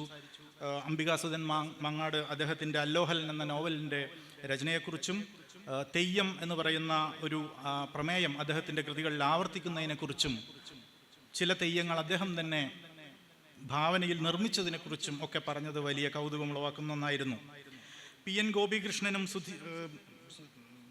ഡോക്ടർ റോഷ്നി സ്വപ്നയും പങ്കെടുത്ത സെഷൻ ഏകോപനം നിർവഹിച്ചത് ശിവദത്തായിരുന്നു. കേരള സംസ്കാരത്തിൻ്റെ പുതിയ ചില ഭാഗങ്ങളിലേക്ക് വെളിച്ചം വീശുന്ന തരത്തിൽ കേരള സംസ്കാരം നേരിടുന്ന ചില ഭീഷണിയെക്കുറിച്ചുള്ള സൂചനകളിലേക്ക് കൂടി ആ സെഷൻ നമ്മെ നയിച്ചു എന്നുള്ളതാണ്. മലയാള സർവകലാശാലയിലെ അധ്യാപകരായ അൻവർ അബ്ദുള്ള, മുഹമ്മദ് റാഫി, അശോക് ഡിക്രോസ്, E രാധാകൃഷ്ണൻ എന്നിവർ സംവിധാനം നിർവഹിച്ച ചില ഡോക്യുമെൻ്ററികൾ ഇവിടെ പ്രദർശിപ്പിക്കുകയുണ്ടായി. ഡോക്യുമെൻ്ററിയിലൂടെ, ചിത്രങ്ങളിലൂടെ സാഹിത്യവും സാഹിത്യേതരവുമായ ചില വിഷയങ്ങൾ സദസ്സുകളിലേക്ക് എത്തിക്കാൻ അതിന് കഴിഞ്ഞു. കലാമണ്ഡലം സംഗീത പ്രസാദും സംഘവും അവതരിപ്പിച്ച നൃത്ത സമന്വയം, മലയാളത്തിലെ തെരഞ്ഞെടുക്കപ്പെട്ട ചില കവിതകളെ വെച്ചുകൊണ്ടുള്ള നൃത്ത സമന്വയമാണ് അവർ നിർവഹിച്ചത്. അതിമനോഹരമായ നൃത്തം, 2-2.5 മണിക്കൂർ നീണ്ട നൃത്തം, അത് കോർഡിനേറ്റ് ചെയ്യുകയും ആ പരിപാടിക്ക് നേതൃത്വം നിർവഹിക്കുകയും ചെയ്തത് നമ്മുടെ സാഹിത്യ പഠന വിഭാഗത്തിലെ അധ്യാപികയായ ഡോക്ടർ ശുഭ ആയിരുന്നു. ആ നൃത്ത സമന്വയം എല്ലാവരുടെയും മനസ്സ് നിറയ്ക്കുകയും പുതിയ സംവാദത്തിൻ്റെ സാധ്യതകൾ തേടുന്നതുമായ ഒന്നായിരുന്നു. വേദി 4-ൽ നടന്നുകൊണ്ടിരുന്നത്, ഗ്രാംഷി സ്ക്വയറിൽ നടന്നുകൊണ്ടിരുന്നത് ചിത്ര ശില്പകല ക്യാമ്പായിരുന്നു. മലപ്പുറം ജില്ലയിലെ ശില്പകലാ വിദഗ്ധർ പങ്കെടുക്കുന്ന ശില്പ പ്രദർശനവും ശില്പനിർമ്മാണവും ആണ് അവിടെ നടന്നത്. വിനോദ് ആലത്തിയൂർ ആണ് അതിൻ്റെ ഏകോപനം നിർവഹിച്ചിരുന്നത്. അവിടെ നമുക്ക് ഇപ്പോഴും കാണാം അതിൻ്റെ ശില്പങ്ങളുടെ പ്രദർശനവും മറ്റും. ഒരു പരിപാടി വിജയിക്കുന്നതിനുള്ള ഏറ്റവും അടിസ്ഥാനമായ കാരണം എന്താണെന്ന് ചോദിച്ചു കഴിഞ്ഞാൽ, അത് ആർക്കാണോ, അതിൻ്റെ ഉപഭോക്താക്കൾ ആരാണോ അത് ഏറ്റവും കൂടുതൽ ഉപയുക്തമാവുന്നത്, ആ പരിപാടി ഏറ്റവും കൂടുതൽ ഉപയുക്തമാവുന്നത് അവരെ എത്രത്തോളം പങ്കാളികളാക്കുന്നു എന്നതിൻ്റെ പേരിലാണ് എങ്കിൽ ഈ സാഹിതി 2026 എന്ന് പറയുന്നത് അക്ഷരാർത്ഥത്തിൽ ഒരു വലിയ വിജയമാണ് എന്ന് പറയേണ്ടി വരും. കാരണം ഇവിടെ പങ്കെടുത്ത മലയാള സർവകലാശാലയിലെ വിദ്യാർത്ഥികൾ എല്ലാവരും തന്നെ ഒരർത്ഥത്തിൽ അല്ലെങ്കിൽ മറ്റൊരു തരത്തിൽ ഈ സംഘാടക സമിതിയുടെ ഭാഗമായിരുന്നു എന്നുള്ളതാണ്. ഏതെങ്കിലും ഒരു കമ്മിറ്റിയിൽ അംഗമാവാത്ത ഒരാളും ഉണ്ടായിരുന്നില്ല എന്നുള്ളതാണ്. അത്തരത്തിൽ നമ്മുടെ വിദ്യാർത്ഥികളുടെ ഊർജവും സമയവും അനവരതം ചെലവഴിച്ചുകൊണ്ടാണ് ഈ സാഹിതി 2026 വിദ്യാർത്ഥി സുഹൃത്തുക്കൾ എല്ലാവരും പങ്കെടുത്തത്. വിദ്യാർത്ഥികളെല്ലാവരും പങ്കെടുത്തു എന്ന് പറയുമ്പോൾ അത് വിദ്യാർത്ഥി യൂണിയൻ പങ്കെടുത്തു എന്ന് തന്നെയാണ് അതിൻ്റെ അർത്ഥം എന്ന് നിങ്ങൾക്ക് മനസ്സിലാവുമെന്ന് എന്നാണ് ഞാൻ വിചാരിക്കുന്നത്. വിദ്യാർത്ഥി യൂണിയൻ, നേരത്തെ അശോക് ഡിക്രൂസ് പറഞ്ഞതുപോലെ, ഇവിടെ എല്ലാ ദിവസവും എല്ലാ സമയവും നമ്മളോടൊപ്പം ചേർന്ന് വിദ്യാർത്ഥി യൂണിയൻ മൊത്തത്തിൽ ഈ പരിപാടിയുടെ എവരി ന്യൂക്ക് ആൻഡ് കോർണർ എന്ന് പറയില്ലേ, ഒരു മുക്കും മൂലയും അതിൻ്റെ വിജയത്തിന് വേണ്ടി പ്രവർത്തിച്ചു എന്നുള്ളതാണ്. അത് വലിയൊരു കാര്യമായിട്ട് കണക്കാക്കുന്നു. ഈ ഐക്യം നമുക്ക് തുടരേണ്ടതുണ്ട്. പുരസ്കാരത്തിൻ്റെ കൺവീനറായി ഡോക്ടർ രാധാകൃഷ്ണൻ പ്രവർത്തിച്ചു. വളരെ ഭംഗിയായി, വളരെ ചിട്ടയായും വളരെ സൂക്ഷ്മമായും ചില ഉദ്യോഗങ്ങൾ നിലനിർത്തിക്കൊണ്ടും അതിൻ്റെ രഹസ്യാത്മകത നിലനിർത്തിക്കൊണ്ടും ഒക്കെ വളരെ ഭംഗിയായി അതിൻ്റെ പുരസ്കാര നിർണയവും മറ്റും നിർവഹിച്ചു. നിങ്ങൾ ഓർക്കണം, അവിടെ പുരസ്കാരം നിർണയിച്ച ആളുകളുടെ പേരുകളെല്ലാം വായിച്ചു. അവരെല്ലാം തന്നെ കേരളത്തിലെ അറിയപ്പെടുന്ന എഴുത്തുകാരായിരുന്നു. അവരെ ഉപയോഗപ്പെടുത്തിക്കൊണ്ട് നമുക്ക് ആ പുരസ്കാരം, അത് വളരെ അതിൻ്റെ ഒരു സാങ്ക്ടിറ്റിയെ, അതിൻ്റെ ഒരു സാധുതയെ കൃത്യമാക്കുന്ന രീതിയിൽ തന്നെ അത് ഭംഗിയായി ഡോക്ടർ ഇ രാധാകൃഷ്ണൻ നിർവഹിച്ചു. പ്രോഗ്രാം കമ്മിറ്റിയുടെ കൺവീനറായി പ്രവർത്തിച്ച ഷിജോ വിൽസനാണ്. ഷിജോ വിൽസൺ ഇവിടെ ഇരിക്കുന്നുണ്ട്. ഷിജോ വിൽസന് 2 ദിവസമായിട്ട് തലവേദന തന്നെയായിരുന്നു. അദ്ദേഹത്തിന് അത്രയ്ക്ക് ജോലിയായിരുന്നു. എല്ലായിടത്തും കൃത്യമായി പരിപാടി തുടങ്ങേണ്ടതുണ്ട്, പരിപാടി അവസാനിപ്പിക്കേണ്ടതുണ്ട്, അതിഥികളെ കൃത്യമായി പറഞ്ഞയക്കേണ്ടതുണ്ട്. ഇങ്ങനെയുള്ള കാര്യങ്ങളെല്ലാം ഷിജോ അദ്ദേഹത്തിൻ്റെ സൗഹൃദപൂർണ്ണമായ ശാസന കൊണ്ട് നിർവഹിച്ചു. ഷിജോ വിൽസൺ വളരെ ഭംഗിയായി കാര്യങ്ങൾ ചെയ്തു. സന്തോഷം. അശോക് ഡിക്രൂസ് ധനകാര്യവും കൂടി കൈകാര്യം ചെയ്തു എന്നാണ് ഇവിടെ എഴുതിയിരിക്കുന്നത്. അനുശ്രീയും കൂടെ ഉണ്ടായിരുന്നു. ധനകാര്യം മാത്രമല്ല അദ്ദേഹം നിർവഹിച്ചത്. അദ്ദേഹം ഇവിടെ വളരെ തമാശ മട്ടിൽ പറഞ്ഞു, അദ്ദേഹം ഉറങ്ങിയിരിക്കുന്ന അവസരത്തിൽ ഞാൻ ഉണർന്നിരുന്നു എന്നാണ് അദ്ദേഹം പറഞ്ഞത്. സത്യത്തിൽ ഞാൻ ഇടയ്ക്കൊക്കെ ഉറങ്ങുകയൊക്കെ ചെയ്തിരുന്നു, പക്ഷേ അദ്ദേഹം എപ്പോഴും ഉണർന്നിരുന്നു എന്നുള്ളതാണ് അതിൻ്റെ ഒരു സത്യം. ഇവിടെ ഞാൻ രാത്രി 12 മണിയാകുമ്പോൾ ഏതാണ്ട് ഒരു 4-5 ദിവസം മുമ്പ് തന്നെ ഉറങ്ങുന്ന രാത്രിയെല്ലാം ഇവിടെ ചില കാര്യങ്ങളൊക്കെ ചെയ്യാനുണ്ടായിരുന്നു. നമ്മൾ തുഞ്ചത്തെഴുത്തച്ഛൻ്റെ ഒരു പൈങ്കിളിയെ അവിടെ സർവകലാശാലയുടെ അങ്കണത്തിൽ നമുക്ക് സ്ഥാപിക്കാൻ കഴിഞ്ഞിട്ടുണ്ട്. ഏകാന്തത എന്ന് പറയുന്ന ഒരു പൊതുപ്രമേയം വരുന്ന രീതിയിൽ പലരുടെ ഏകാന്തത നമ്മൾ അന്വേഷിച്ചു. അപ്പോഴാണ് നമ്മൾ ആലോചിച്ചത് തദ്ദേശീയമായ ജനതയുടെ ഒരു ഏകാന്തത നമ്മൾ എങ്ങനെ ഇവിടെ പ്രതിഷ്ഠിക്കും എന്നുള്ളത്. അങ്ങനെയാണ് നമ്മൾ കൂട്ടായി കടപ്പുറത്ത് പോയിട്ട് ഒരു ബോട്ട് കൊണ്ടുവന്ന് ഒരു തോണി ഇവിടെ മുന്നിൽ പ്രദർശിപ്പിച്ചിരിക്കുന്നത്. ഇതെല്ലാം ഈ ഏകാന്തത എന്നുള്ള വിഷയത്തിലേക്ക് നിങ്ങളുടെ ഓർമ്മയെ, നിങ്ങളുടെ ഫ്രണ്ടൽ കോർട്ടക്സ് എന്ന് പറയുന്ന മസ്തിഷ്കത്തിലൊരു ഭാഗം നിങ്ങളുടെ ഓർമ്മകളെ ഏകാന്തതയിലേക്ക് എങ്ങനെ കണക്ട് ചെയ്യും, കൊളുത്തിവിടും എന്നുള്ളതിൻ്റെ സൂചനയായിട്ടാണ് ഇവിടെ ഉണ്ടായിരുന്നത്. മാത്രമല്ല, സാഹിത്യത്തിലെ ഏകാന്തതകൾ മുഴുവൻ ഇവിടെ മൺമറഞ്ഞുപോയ എഴുത്തുകാരുടെ രൂപത്തിൽ ചിത്രവൽക്കരിച്ച് ഈ അങ്കണത്തിൽ ചെയ്തിട്ടുണ്ട്. മാത്രമല്ല, ഇവിടേക്ക് പ്രവേശിക്കുന്ന അവസരത്തിൽ നിങ്ങളൊരു കറുത്ത തുണി കൊണ്ട് മൂടിയ ഒരു കവാടം കൂടി കാണും. അതിവിടുത്തെ വിദ്യാർത്ഥി സുഹൃത്തുക്കളുടെ കലാവിഷ്കാരമാണ്. അതെന്താണ് സൂചിപ്പിക്കുന്നത് എന്ന് വെച്ച് കഴിഞ്ഞാൽ, ഒരു കറുത്ത പ്രതലത്തിൽ അതിനകത്തുകൂടെ കടന്നു വരുന്ന സമയത്ത് നിങ്ങൾ ഒറ്റയ്ക്കാണ്. പക്ഷേ നിങ്ങൾ ഇവിടെ എത്തുന്ന സമയത്ത്, സാഹിത്യത്തിൻ്റെ ഒരു വിശാലമായ വേദിയിലേക്ക് വരുന്ന സമയത്ത് നിങ്ങൾ യോജിപ്പിൻ്റെയും ഐക്യത്തിൻ്റെയും ഒരു മഹാസഞ്ചയത്തിനുള്ളിലാണ് നിൽക്കുന്നത് എന്നുള്ളതാണ്. ഇങ്ങനെ നിരവധി വിഷയങ്ങളെ ഏകോപിപ്പിച്ചുകൊണ്ടുള്ള ഈ ഒരു സാഹിത്യോത്സവമാണ് നമ്മളിവിടെ നടത്തിയത്. മാധ്യമത്തിൻ്റെ ജോലികൾ നിർവഹിച്ച ആളെ പ്രത്യേകം അഭിനന്ദിക്കേണ്ടതുണ്ട്. നമ്മൾക്ക് മലയാള സർവകലാശാലയിൽ ഇതുവരെ PRO ഉണ്ടായിരുന്നില്ല. മലയാള സർവകലാശാലയിൽ PRO ഉണ്ടെന്ന് തെളിയിക്കുന്ന രീതിയിലുള്ള മാധ്യമ സംവിധാന പ്രവർത്തനമാണ് അക്ഷര എന്ന PRO നിർവഹിച്ചത്. അവരോട് പ്രത്യേകം സാഹിതിയുടെ സംഘാടക സമിതി കടപ്പെട്ടിരിക്കുന്നു. മലയാളത്തിലെ മുഴുവൻ മാധ്യമങ്ങളും ചാനലുകളും ഈ പരിപാടി 5 കോളത്തിൽ വാർത്തയിലാണ് ഇത് അച്ചടിച്ചിരിക്കുന്നത് എന്ന് നിങ്ങൾ കണ്ടിരിക്കും. ആ മാധ്യമ പ്രവർത്തകരെയും അതിനുവേണ്ടി ദൗത്യം നിർവഹിച്ച അക്ഷരയെയും PROവിനെയും പ്രത്യേകം അഭിനന്ദിക്കുന്നു. ഇവിടുത്തെ സ്വീകരണം, ഗതാഗതം തുടങ്ങിയ കാര്യങ്ങളെല്ലാം, ഈ അതിഥികളെല്ലാം കൊണ്ടുവിടുകയും ഒക്കെ ചെയ്യേണ്ടുന്ന ജോലികളെല്ലാം വളരെ കൃത്യമായും ഭംഗിയായിട്ടും ഡോക്ടർ ശുഭ, ശ്രീ കീർത്തി, ഡോക്ടർ രതീഷ് ശങ്കരൻ, നമ്മുടെ അധ്യാപകൻ പ്രദീപ് R, വിഷ്ണു KP എന്നിവർ നിർവഹിച്ചിട്ടുണ്ട്. ഒരു കുറ്റവും കുറവും പറയാൻ അനുവദിക്കാത്ത രീതിയിൽ അവരെത്രയും ഭംഗിയായി അതെല്ലാം നിർവഹിച്ചു. അതൊന്നും അത്ര എളുപ്പമല്ല. പരിമിതമായ വാഹനങ്ങളും ഒക്കെ വെച്ചുകൊണ്ട് ഇത്രയും എഴുത്തുകാരെ കൊണ്ടുവിടുകയും ചെയ്യുന്ന ഒരു സാഹസികമായ ജോലി അവർ വളരെ ഭംഗിയായി നിർവഹിച്ചു എന്നുള്ളതിന് അവർ അഭിനന്ദനം മാത്രമല്ല അർഹിക്കുന്നത്. പിന്നെ ഭക്ഷണത്തിൻ്റെ കാര്യവും പറയാതിരിക്കാൻ വയ്യ. സക്കീന മീനടത്തൂർ ഡോക്ടർ, അവരും സിതാര വിയുമാണ് ഭക്ഷണത്തിൻ്റെ കാര്യങ്ങളെല്ലാം ചെയ്തത്. ഭക്ഷണത്തിൻ്റെ കാര്യത്തിലും ഈ പറഞ്ഞതുപോലെ എല്ലാ അതിഥികളും വളരെ സംതൃപ്തരാണ്. കാരണം ഞാൻ എല്ലാവരോടും ചോദിച്ചിട്ടുണ്ട്. ഇന്നലെ പങ്കെടുത്ത് പോയ അതിഥികളെ മുഴുവൻ ഞാൻ ഇന്നലെ രാത്രി വിളിച്ച് ചോദിച്ചിട്ടുണ്ട്. എന്തെങ്കിലും കുറവുകൾ ഉണ്ടായിട്ടുണ്ടെങ്കിൽ അത് എന്താണ് അതിൻ്റെ കുഴപ്പമെന്ന് സോർട്ട് ഔട്ട് ചെയ്യാൻ വേണ്ടിയിട്ടായിരുന്നു. ഇന്ന് നമുക്ക് ആ കുറവ് നികത്താൻ വേണ്ടിയിട്ടായിരുന്നു. പക്ഷേ അവരെല്ലാവരും പറഞ്ഞത് ഞങ്ങൾക്കൊരു നല്ലൊരു പരിപാടിയിൽ പങ്കെടുത്തൊരു ഫീലുണ്ടായി ഇവിടെ വന്നിട്ട്. ചില ഇതിൽ ആളുകൾ കുറവായിരുന്നു, ഒക്കെ ശരിയാണ്. പക്ഷേ എങ്കിൽ തന്നെയും ഞങ്ങൾക്ക് ഒരു വലിയ സംവാദത്തിൻ്റെ ഇടത്തേക്ക് ഞങ്ങൾ പ്രവേശിക്കുന്ന ഒരു പ്രതീതി ഉണ്ടായി എന്ന് റഫീഖ് അഹമ്മദ് ഉൾപ്പെടെയുള്ള ആളുകൾ, ഇന്നലെ പങ്കെടുത്ത എല്ലാവരും തന്നെ അഭിപ്രായപ്പെടുകയുണ്ടായി. ആ അഭിപ്രായത്തിൻ്റെ അഭിനന്ദനത്തിൻ്റെ പൂച്ചെണ്ടുകൾ മലയാള സർവകലാശാലയിൽ മുഴുവൻ വിദ്യാർത്ഥികൾക്കുമായി ഞാൻ സമർപ്പിക്കുകയാണ്. നേരത്തെ സൂചിപ്പിച്ചതുപോലെ ബാബുരാജൻ മാഷ് സാഹിത്യ രചനയുടെ ഡയറക്ടറാണ്. അദ്ദേഹം ഇവിടുത്തെ ക്ഷേമകാര്യങ്ങൾ, കലാപ്രവർത്തനങ്ങളുടെയും ക്ഷേമകാര്യങ്ങൾ നിർവഹിച്ചിട്ടുണ്ട്. സ്വപ്ന എന്ന വിദ്യാർത്ഥി സുഹൃത്ത് കൺവീനറായിട്ട് പ്രവർത്തിക്കുകയും ചെയ്തിട്ടുണ്ട്. വിദ്യാർത്ഥി യൂണിയനെ പ്രതിനിധീകരിച്ച് അഭിനവ് N ഇവിടെയുണ്ട്. അപ്പോൾ അദ്ദേഹം നന്ദി പറയുന്ന സമയത്ത് വിദ്യാർത്ഥി യൂണിയൻ്റെ പ്രവർത്തനത്തെക്കുറിച്ച് സൂചിപ്പിക്കും എന്നാണ് ഞാൻ വിചാരിക്കുന്നത്. ചുരുക്കത്തിൽ വളരെ കൃതാർത്ഥത തോന്നുന്ന ഒരു പരിപാടിയുടെ അവലോകനമാണ് ഞാനിന്ന് ഈ കുറച്ച് കൂടുതൽ സമയമെടുത്തെങ്കിലും അവതരിപ്പിച്ചിരിക്കുന്നത്. ആ ഒരു സംതൃപ്തിയാണ് എനിക്കുള്ളത്. മലയാള സർവകലാശാലയിലെ വിദ്യാർത്ഥികൾ അവർക്ക് ചില കുഴപ്പങ്ങൾ സംഭവിച്ചിട്ടുണ്ട് എന്നതുകൂടി വേണമെങ്കിൽ സൂചിപ്പിക്കാം. കാരണം ഇവിടെ ഞാൻ നേരത്തെ സൂചിപ്പിച്ചതുപോലെ എല്ലാവരും തന്നെ സംഘാടക സമിതികളിൽ അംഗങ്ങളായതുകൊണ്ട് പലരും ഇപ്പോൾ ഭക്ഷണ കമ്മിറ്റി ഇങ്ങനെയുള്ള ചില കമ്മിറ്റികളെല്ലാം പുറത്ത് നിൽക്കുന്ന സമയത്ത് അവർക്ക് ചില സെഷനുകളിൽ പങ്കെടുക്കാൻ കഴിഞ്ഞിട്ടില്ല. അവർ പലരും ആ പരാതി പരിഭവത്തിൻ്റെ രൂപത്തിൽ എന്നോട് സൂചിപ്പിക്കുകയും ചെയ്തിട്ടുണ്ട്. പക്ഷേ ആ പരാതി നമുക്ക് പരിഹരിക്കാനുള്ള കാര്യങ്ങൾ ഇനി വരുന്ന പ്രോഗ്രാമുകളിലെങ്കിലും നമുക്ക് ആലോചിക്കേണ്ടതുണ്ട്.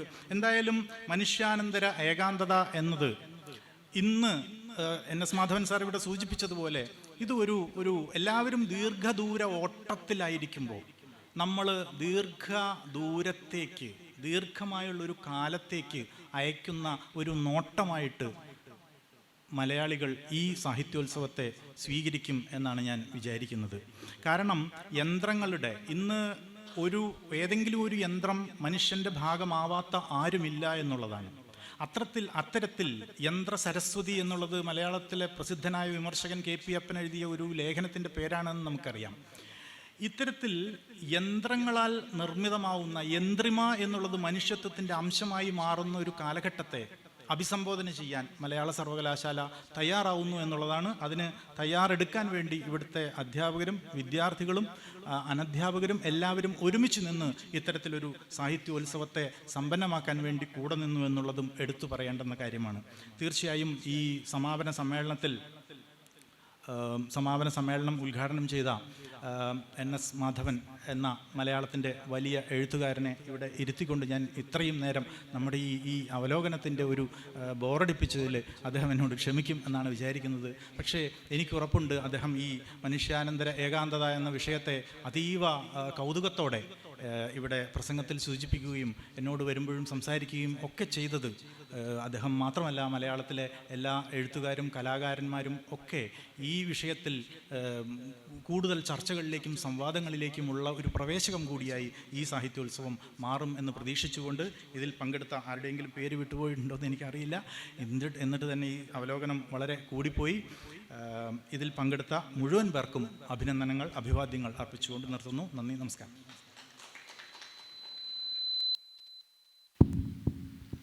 സമാപന സമ്മേളന ചടങ്ങിന് നന്ദി രേഖപ്പെടുത്തുന്നതിനായി വിദ്യാർത്ഥി യൂണിയൻ ജനറൽ സെക്രട്ടറി അഭിനവിനെ ക്ഷണിക്കുന്നു.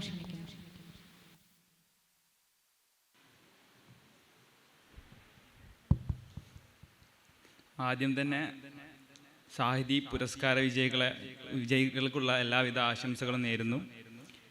അതുപോലെ തന്നെ ഈ സമാപന സമ്മേളനത്തിന് നന്ദി രേഖപ്പെടുത്തുക എന്നുള്ളതാണ് എൻ്റെ കർത്തവ്യം. ഇത്രയും നല്ലൊരു സാഹിതി പോലുള്ള ഈ പരിപാടി ഇത്രയും നന്നായി നമ്മൾ വിദ്യാർത്ഥികൾക്ക് വേണ്ടി ഇവിടെ നടത്തി തന്ന ഈ സംഘാടക സമിതിക്കുള്ള നന്ദി ആദ്യം തന്നെ അറിയിക്കുകയാണ്. കാരണം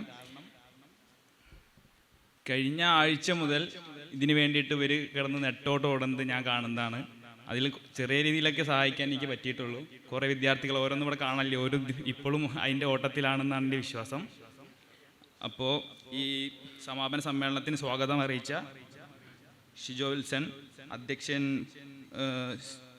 VC ഇവിടെ ഇല്ലായിരുന്നു, പ്രസാദ് സാറ്, ഉദ്ഘാടനം ചെയ്ത NS മാധവൻ സാറ്, അതുപോലെ തന്നെ അവലോകനം ചെയ്ത C ഗണേഷ് സാറ്, എല്ലാവർക്കും വിദ്യാർത്ഥി യൂണിയൻ്റെയും വിദ്യാർത്ഥികളുടെയും പിന്നെ എൻ്റെ വ്യക്തിപരമായ പേരിലും നന്ദി അറിയിക്കുന്നു.